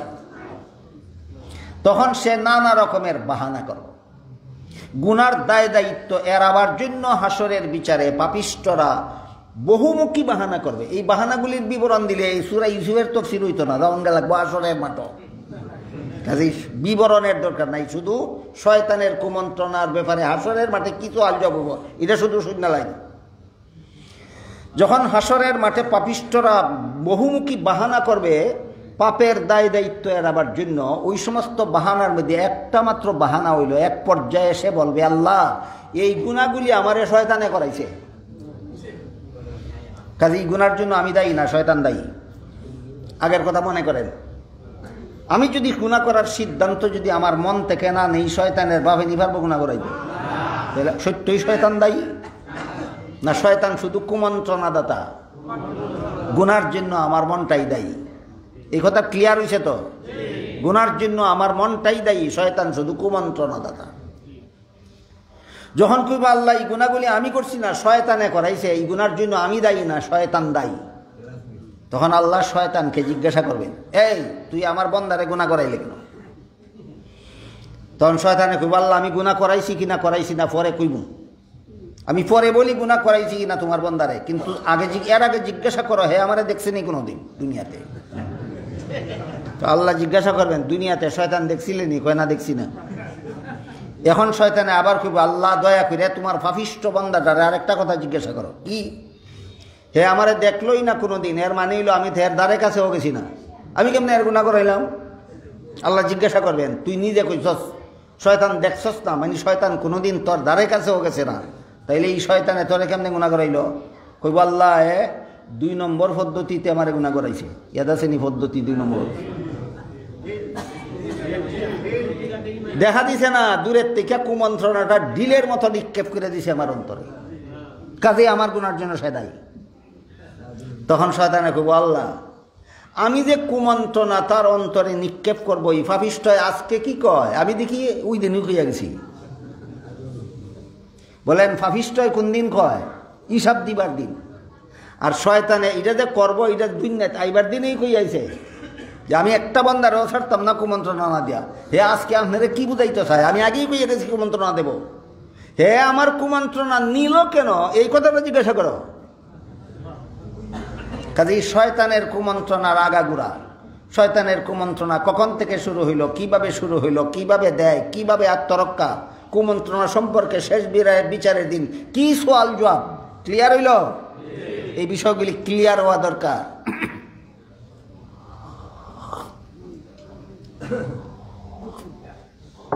কাজেই শয়তানকে নিজের গুনার জন্য দায়িত্ব চাপাইয়া কোন হাসরের মাঠে কোনো পাপিষ্ঠ আত্মরক্ষা করতে পারবে না। কারণ শয়তানের কুমন্ত্রণার শক্তি বেশি না, আমার মনের সিদ্ধান্তের শক্তি বেশি। এই কথাটা যেন আমরা কেউ কোনোদিন ভুলে না যাই। শয়তান শুধু কুমন্ত্রণা দিতে পারে, আমার আমার আমার সিদ্ধান্ত নেওয়ার জন্য রাজা আমার মন। আমার মনে যা সিদ্ধান্ত নিবে তাই বাস্তবায়িত হবে। আল্লাহর একজন ওলি বুজুর্গের ঘটনা আছে হাদিস শরীফে। রাসূল করিম সাল্লাল্লাহু আলাইহি ওয়াসাল্লাম বলেন, ফজরের নামাজের সময় মুসল্লির শরীর শয়তানে 3টা বান দেয়। এটা হইল অদৃশ্য রশ্মির বান, ফাটের দড়ি না, অদৃশ্য। অদৃশ্য মুসল্লির শরীর শয়তানে ফজরের সময় 3টা বান দেয়। ঘুম থেকে জাগিয়ে গেলে একটা বান ছিঁড়ে যায়, উজু করলে আরেকটা বান ছিঁড়ে যায়, নামাজটা পড়ে লইলে সব বান মুক্ত। এই হাদিসটা বুঝে থাকলে বলুন তো, জীবন ভর যারা ফজরের নামাজ পড়ে না, এরা শরীরে শয়তানের কতলা বান আছে? ই বেটারে কাবু করুন কেমনি? হাজার হাজার লক্ষ লক্ষ বান শয়তানের যার শরীরের মধ্যে আছে, এরে ফিরিস্তায় ঠাই নাকি দাঁড়ো। তারপরও এর মন রাজা, তারপরও তার মন রাজা। এ যদি সিদ্ধান্ত নেয় আজকের থেকে আর শয়তানের কথা মানতাম না, তে সব বান একসাথে ছিঁড়ে দেব, সব বান একসাথে ছিঁড়ে দেব। তো আল্লাহর একজন ওলি, উনারে শয়তানে বাঁধছে, ঘুম বাঁধতে একটু দেরি হয়েছে, যে কারণে নিয়ে গিয়া ফজরের নামাজের জমাত পেয়েছে না। জমাত না পাওয়ার কারণে আল্লাহর দরবারে এমন কান্দা কানছে, আল্লাহ তার কান্দার উপর খুশি হইয়া জমাত পাইলে যত কান সওয়াব হইতো এতে বেশি দিয়েছে। শয়তানে চিন্তা করে দেখলো এই বেটারে বান্ধে আমার লস হয়েছে। দেখো এই বেটারে বান্ধে শয়তানের লাভ হয়েছে, লস লস। এর পরের দিন দেখিয়া ফজরের আজানের সময় ওই একটা অচিনা মানুষে এই হুজুরের ঘরের বাইরে দাঁড়ায়, খালি রায়, হয় হুজুর তাড়াতাড়ি উঠোন নাইলে জমাত পেতেন না। পয়লা দিন কইছে তাড়াতাড়ি উঠোন নাইলে জমাত পেতেন না, দ্বিতীয় দিন কইছে তাড়াতাড়ি উঠোন নাইলে জমাত পেতেন না, তৃতীয় দিন কইছে তাড়াতাড়ি উঠোন নইলে জমাত পেতেন না। হুজুরে দেখে 3 দিন ধরে আমার এক বেটা ডাকে, তাড়াতাড়ি ঘুম থেকে না উঠলে জমাত পেতাম না। বেটার গজার আওয়াজে তো চিনতাম পারি না লোকটা কেটা। হয় তুই কেটা রে? কয় আমি শয়তান। তোর কাম তো জাগাইয়া দেওন না, তোর কাম তো ঘুম পাড়াইয়া দেওন, তুই জাগাইয়া দেস কোন স্বার্থে? কয় হুজুর 3 দিন 2টা জায়গায় দিই, আর আগের দিন ঘুম পাড়াই দিছিলাম, দিয়া আমার লস হয়েছে। আপনার মতো মানুষের ঘুম পাড়াইন থেকে জায়গা নি কম লস। বুঝলেন তো শয়তানের কুমন্ত্রণার ভাব। এখন বলেন একজন আল্লাহওয়ালা বুজুর্গের যদি শুধু জমাত ফেল করার জন্য শয়তানের কুমন্ত্রণা থাকে, তে আমরা যারা জীবনভর নমাজই ফুরি না ফজরের, আমরা অন্তর শয়তানের কি পরিমাণ বাসা। এই শয়তানের সারা জীবন ভর যত চক্রান্ত আর যত কুমন্ত্রণা আমাদের অন্তরে দিয়ে থাকে, সবগুলির থেকে আমার মনের সিদ্ধান্ত বেশি শক্তিশালী, 1000 গুণ বেশি শক্তিশালী, লক্ষ গুণ বেশি শক্তিশালী, কোটি কোটি গুণ বেশি শক্তিশালী আমার মনের সিদ্ধান্ত। এই জন্য হযরত ইয়াকুব আলাইহিস সালাম বলেন, লা তাকসুসু রুইয়াকা আলা ইখওয়াতিকা ফায়াকিদু লাকা কাইদা ইন্নাশ শাইতানা লিল ইনসানি আদুব্বুম মুবিন। হে প্রিয় ছেলে ইউসুফ, স্বপ্নের কথা বড় 10 ভাইয়ের কাছে বলবে না, অন্য ভাইদের কাছে বলবে না, বললে শয়তানে কুমন্ত্রণা দিয়া তোমার বিরুদ্ধে ষড়যন্ত্র করাবে। এই গেল 5 নম্বর আয়াত। এবার 6 নম্বর আয়াত।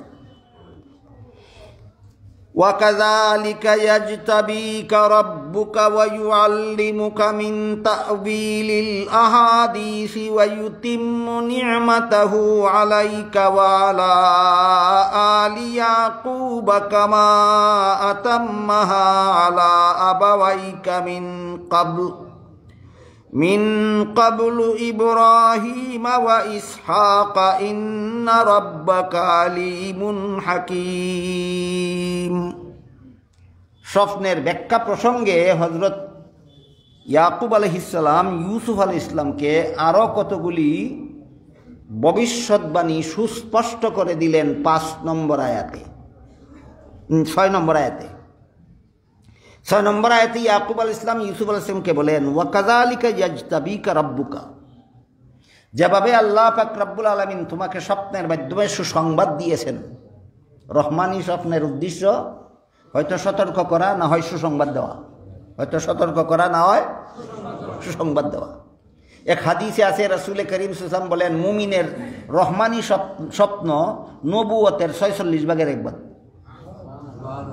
মুমিনের রহমানি স্বপ্ন নবুয়তের 46 ভাগের 1 ভাগ। কাদ্যানীরা ইহাদিস দিয়া দলিল দিয়া কয়, তাহলে যে মুমিনের সুস্বপ্ন দেখলো এ ফুরা নবী না হইল, 46 ভাগের 1 ভাগ নবী হইল। তো ফুরা নবী না হইল, 46 ভাগের 1 ভাগ নবী হইল। তো মুসলমানেরা এটার জবাব দিয়েছেন বড় চমৎকার। এই বিল্ডিং কটা জিনিস আছে? ইট আছে, রড আছে, সিমেন্ট আছে, বালু আছে, আর পানি। কটা হইল? ইট, সিমেন্ট, রড, বালু, পানি। ইট, সিমেন্ট, রড, বালু, পানি। তো পানি হইল বিল্ডিংয়ের 5 ভাগের 1 ভাগ। পানি হইল বিল্ডিংয়ের 5 ভাগের 1 ভাগ। কেউ যদি তোমারে 10 তলা বিল্ডিং বানাইয়া দিবার কন্ট্রাক্ট নেয়, আর কয় গঙ্গের পানি দেখাইয়া কয় 5 ভাগের 1 ভাগ দিলাম, বাকি 4 ভাগ নিও 50 বছর পরে, মানবাইনি? এরকমই। খালি পানির নাম যেমন বিল্ডিং না, খালি স্বপ্নের নাম নবুয়ত না। কইছে নিজব। বাকি রইল রসুল যে বললেন মুমিনের নেক স্বপ্ন নবুয়তের 46 ভাগের 1 ভাগ। ইটার কারণটা কি? এটা আলোচনা করলে আপনারা অনেকে বুঝতে কঠিন হইব। আপনাদের না বুঝলে কোনো ক্ষতি নাই। এটা শুধু হাদিসের ক্লাসের ছাত্রদের জন্য বোঝা দরকার। যে হাদিসে রসুল বলছেন সব মুমিনের সুস্বপ্ন নবুয়তের 46 ভাগের 1 ভাগ।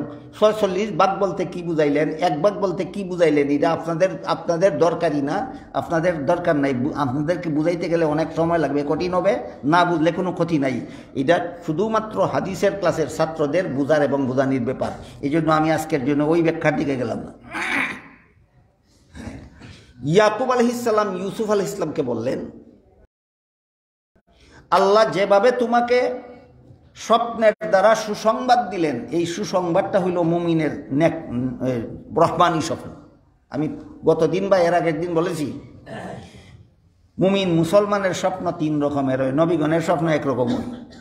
মনে আছে কথা? নবীগণের স্বপ্ন 1 রকম হয়, শুধু রহমানি। নবীগণ খেয়ালি স্বপ্নও দেখেন না, নবীগণের শয়তানেও স্বপ্ন দেখাইতে পারে না, নবীগণের শুধু স্বপ্ন শুধু রহমানি। তো হযরত ইয়াকুব আলাইহিস সালাম ইউসুফ আলাইহিস সালামকে স্বপ্নের ব্যাখ্যা দিয়া আরও কিছু ভবিষ্যৎবাণী শুনাইলেন যে এই ব্যাখ্যার অন্তর্ভুক্ত 3টা জিনিস আছে। আল্লাহ যে স্বপ্নের দ্বারা তোমাকে সুসংবাদ দিয়েছেন, এই সুসংবাদের ভিতরে 3টা সুসংবাদ আছে। 3টা সুসংবাদ, যেমনভাবে আল্লাহ স্বপ্ন দেখাইয়া তোমাকে সুসংবাদ দিয়েছেন, তেমনিভাবে আরও কিছু পুরস্কারের ঘোষণা আল্লাহ এই স্বপ্নের মাধ্যমে দিয়েছেন। এর মধ্যে একটা হইল 3টা সুসংবাদ দিয়েছেন স্বপ্নের মাধ্যমে আল্লাহ তোমাকে। একটা সুসংবাদ হইল দুনিয়ার মানুষের সমাজেই আল্লাহ তোমাকে মর্যাদাশালী করে দেবেন।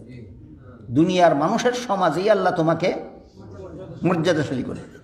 কত বড় মর্যাদাশালী, যে মর্যাদার কারণে তোমার 11 ভাইয়ে তো তোমার সেজদা করবে, আমি তোমার বাপেও তোমার সেজদা করবে, তোমার মাও তোমাকে সেজদা করবে। এত বড় মর্যাদা দিবেন আল্লাহ পাক রব্বুল আলামিন দুনিয়াতে তোমাকে। 2 নম্বর সুসংবাদ দিয়েছেন আল্লাহ এই স্বপ্নের মাধ্যমে তোমাকে, আল্লাহ পাক রব্বুল আলামিন তোমাকে রাজত্ব দান করবেন। কি দান করবেন?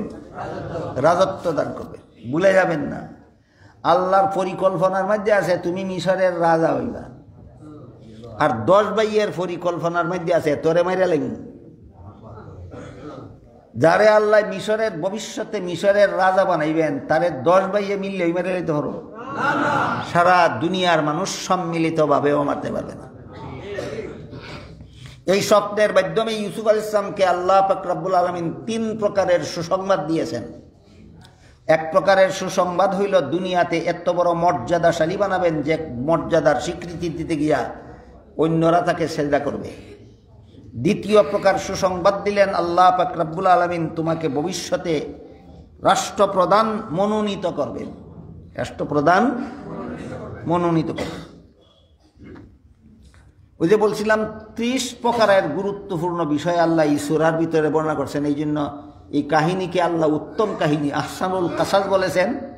এর মধ্যে একটা হইল রাষ্ট্র গঠন পদ্ধতি, এর মধ্যে একটা হইল রাষ্ট্র গঠন পদ্ধতি। আপনারা যারা সমাজ প্রচলিত রাজনীতি করেন, আপনাদের প্রচলিত রাজনীতি নিয়ে এখানে কোনো আলোচনা নাই। কোরআনের যে রাজনীতির আলোচনা, এটা হলো ইসলামী রাজনীতির আলোচনা। ইসলামের বিধান মতো রাষ্ট্র গঠনের পদ্ধতি, ইসলামের বিধান মতো রাষ্ট্র গঠন পদ্ধতির আলোচনা করে কোরআন। আব্রাহাম লিঙ্কনের পদ্ধতিতে রাষ্ট্র গঠনের আলোচনা কোরআনে করে না। এলে বলেন বুঝে থাকলে, কোরআনে প্রচলিত রাজনীতির আলোচনা করে না ইসলামী রাজনীতির আলোচনা করে? প্রচলিত রাজনীতি আর ইসলামী রাজনীতির মধ্যেকার বহু পার্থক্য, আকাশ পাতাল, একটা দুইটা না।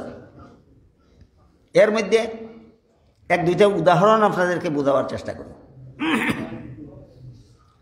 ইসলামী রাজনীতিতে রাষ্ট্রপ্রধান আল্লাহর প্রতিনিধি হয়। কার? আল্লাহর প্রতিনিধি। ইসলামী রাজনীতিতে রাষ্ট্রপ্রধান আল্লাহর প্রতিনিধি হয়। আল্লাহর বিধান মতে তুমি জনগণকে পরিচালনা করবে, এগুলো ইসলামী রাজনীতির দ্বারা। আব্রাহাম লিঙ্কনের রাজনীতিতে রাষ্ট্রপ্রধান জনগণের প্রতিনিধি হয়। জনগণের ইচ্ছা অনিচ্ছা মতো তুমি দেশ শাসন করবা। ইসলামী রাজনীতিতে রাষ্ট্রপ্রধান আল্লাহর ইচ্ছা মতো দেশ শাসন করতে বাধ্য। আব্রাহাম লিঙ্কনের রাজনীতিতে রাষ্ট্রপ্রধান জনগণের মতে দেশ শাসন করতে বাধ্য। এক জায়গায় আল্লাহর ইচ্ছা বাস্তবায়ন হয়, আরেক জায়গায় জনগণের ইচ্ছা বাস্তবায়ন হয়। জনগণকে কার স্থলাভিষিক্ত করা হইল? আব্রাহাম লিঙ্কনের রাজনীতিতে জনগণকে আল্লাহর স্থলাভিষিক্ত করা হইল। বুঝছেন না কথাটা? ইসলামী রাজনীতিতে সরকার কার প্রতিনিধি? আল্লাহর প্রতিনিধি। এটাই আল্লাহর ভাষায় খলিফা কয়, খলিফা। আব্রাহাম লিঙ্কনের মতবাদে রাজনীতিতে সরকার আল্লাহর প্রতিনিধি না, জনগণের প্রতিনিধি। কাজেই অধিকাংশ জনগণ যদি ঘুষখোর হয়, সরকার ঘুষখোর হতে বাধ্য। অধিকাংশ জনগণ যদি সুদখোর হয়, সরকার সুদখোর হতে বাধ্য। অধিকাংশ জনগণ যদি দুষ্ট হয়, সরকার দুষ্ট হতে বাধ্য।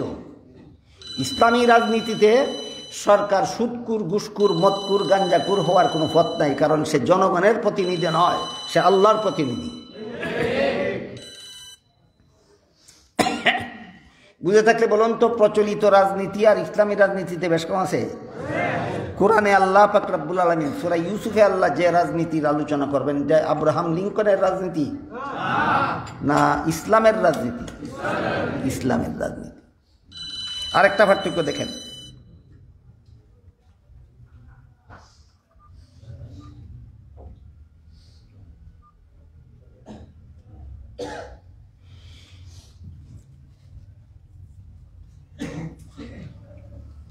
আরেকটা পার্থক্য হলো ইসলামী রাজনীতিতে পদপ্রার্থী নাই। ইসলামী রাজনীতিতে আমি অমুক পদের প্রার্থী হইলাম, তোমরা আমারে ভোট দাও, এই নীতি নাই।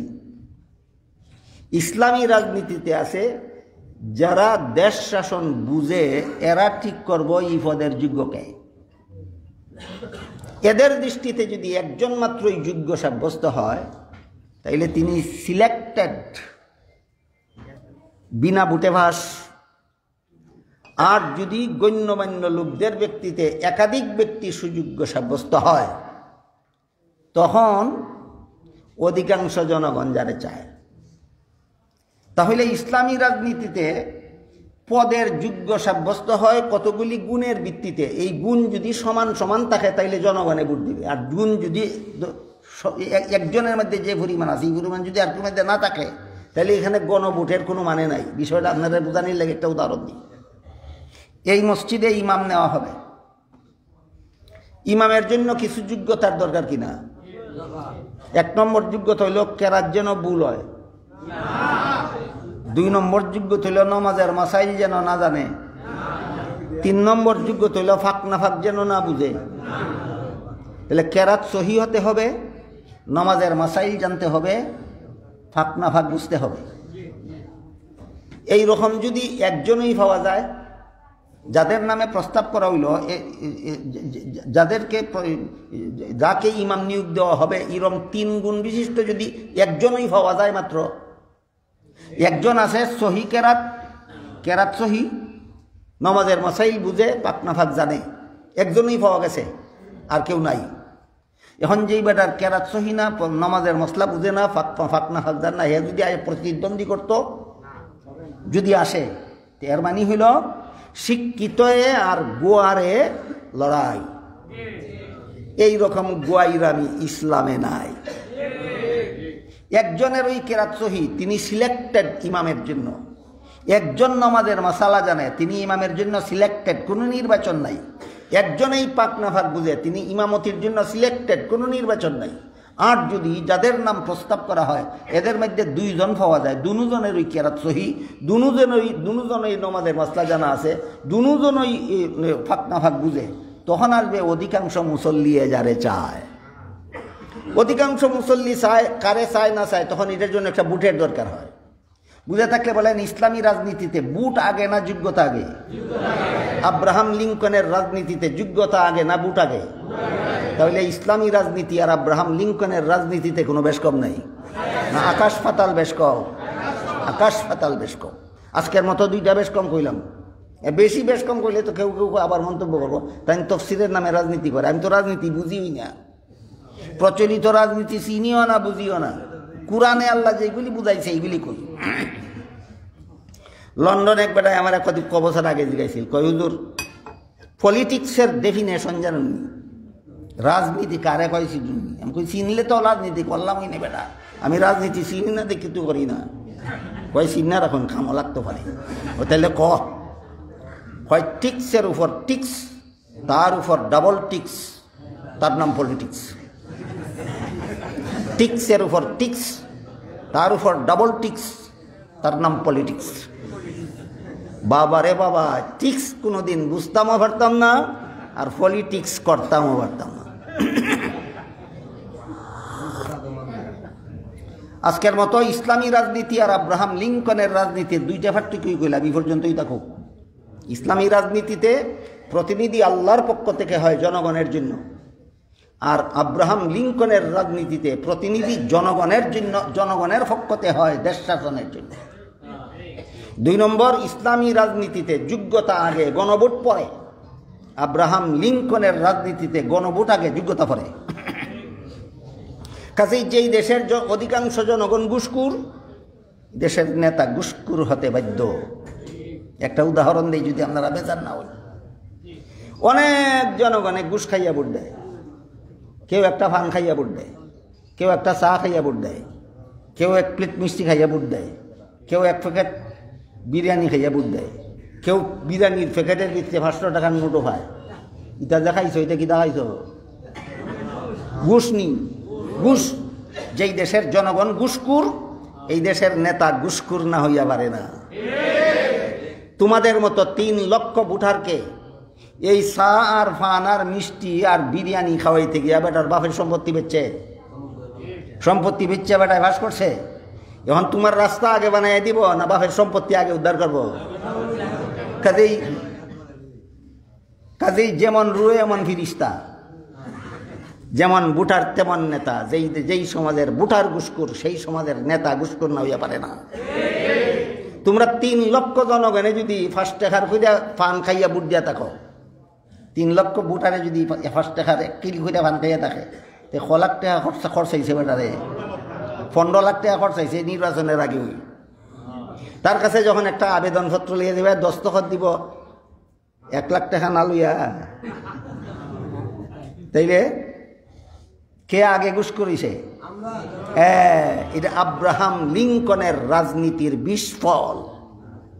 যে ইসলামী রাজনীতি না, এটা আব্রাহাম লিঙ্কনের রাজনীতির বিস্ফল। ইয়াকুব আলাইহিস সালাম বলেন, তোমারে আল্লাহ যেভাবে সুসংবাদ দিয়েছেন স্বপ্নের মাধ্যমে, ঠিক তেমনিভাবে এই সুসংবাদের 3টা ব্যাখ্যা আছে। একটা ব্যাখ্যা হইল আল্লাহ পাক রব্বুল আলামিন তোমাকে এত বড় মর্যাদাশালী বানাবেন যে কারণে সমাজের নেতৃস্থানীয় লোকেরা পর্যন্ত তোমাকে সেজদা করবে। 2 নম্বর সুসংবাদ দিয়েছেন আল্লাহ পাক রব্বুল আলামিন তোমাকে দেশের শাসনকর্তা বানাবেন। 2 নম্বর সুসংবাদ কি বানাবেন? দেশের শাসনকর্তা। বুঝে থাকলে বলুন, প্রচলিত রাজনীতির শাসনকর্তা না ইসলামী রাজনীতির শাসনকর্তা?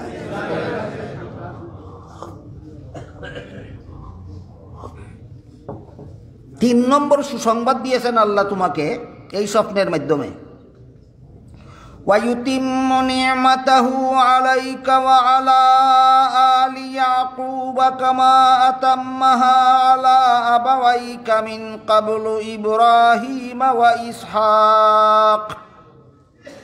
যেমন ভাবে তোমার পূর্বপুরুষদের মধ্যে ইয়াকুব আলাইহিস সালামকে আল্লাহ নবী বানাইছিলেন, যেমনভাবে তোমার পূর্বপুরুষদের মধ্যে ইব্রাহিম আলাইহিস সালামকে আল্লাহ নবী বানাইছিলেন, যেমনভাবে তোমার পূর্বপুরুষের মধ্যে ইসহাক আলাইহিস সালামকে আল্লাহ নবী বানাইছিলেন, ঠিক তেমনিভাবে আল্লাহ তোমাকেও নবী বানাইবেন। এটা 3 নম্বর ভবিষ্যৎবাণী। কটা পুরস্কারের ভবিষ্যৎবাণী দিয়েছেন? 3। এই স্বপ্নের মাধ্যমে আল্লাহ তোমাকে 3টা পুরস্কারের ভবিষ্যৎবাণী দিয়েছেন। 1 নম্বর পুরস্কার সমাজের মধ্যে গণ্যমান্য ব্যক্তি, 2 নম্বর পুরস্কার রাষ্ট্রপ্রধান, 3 নম্বর পুরস্কার নবুয়ত।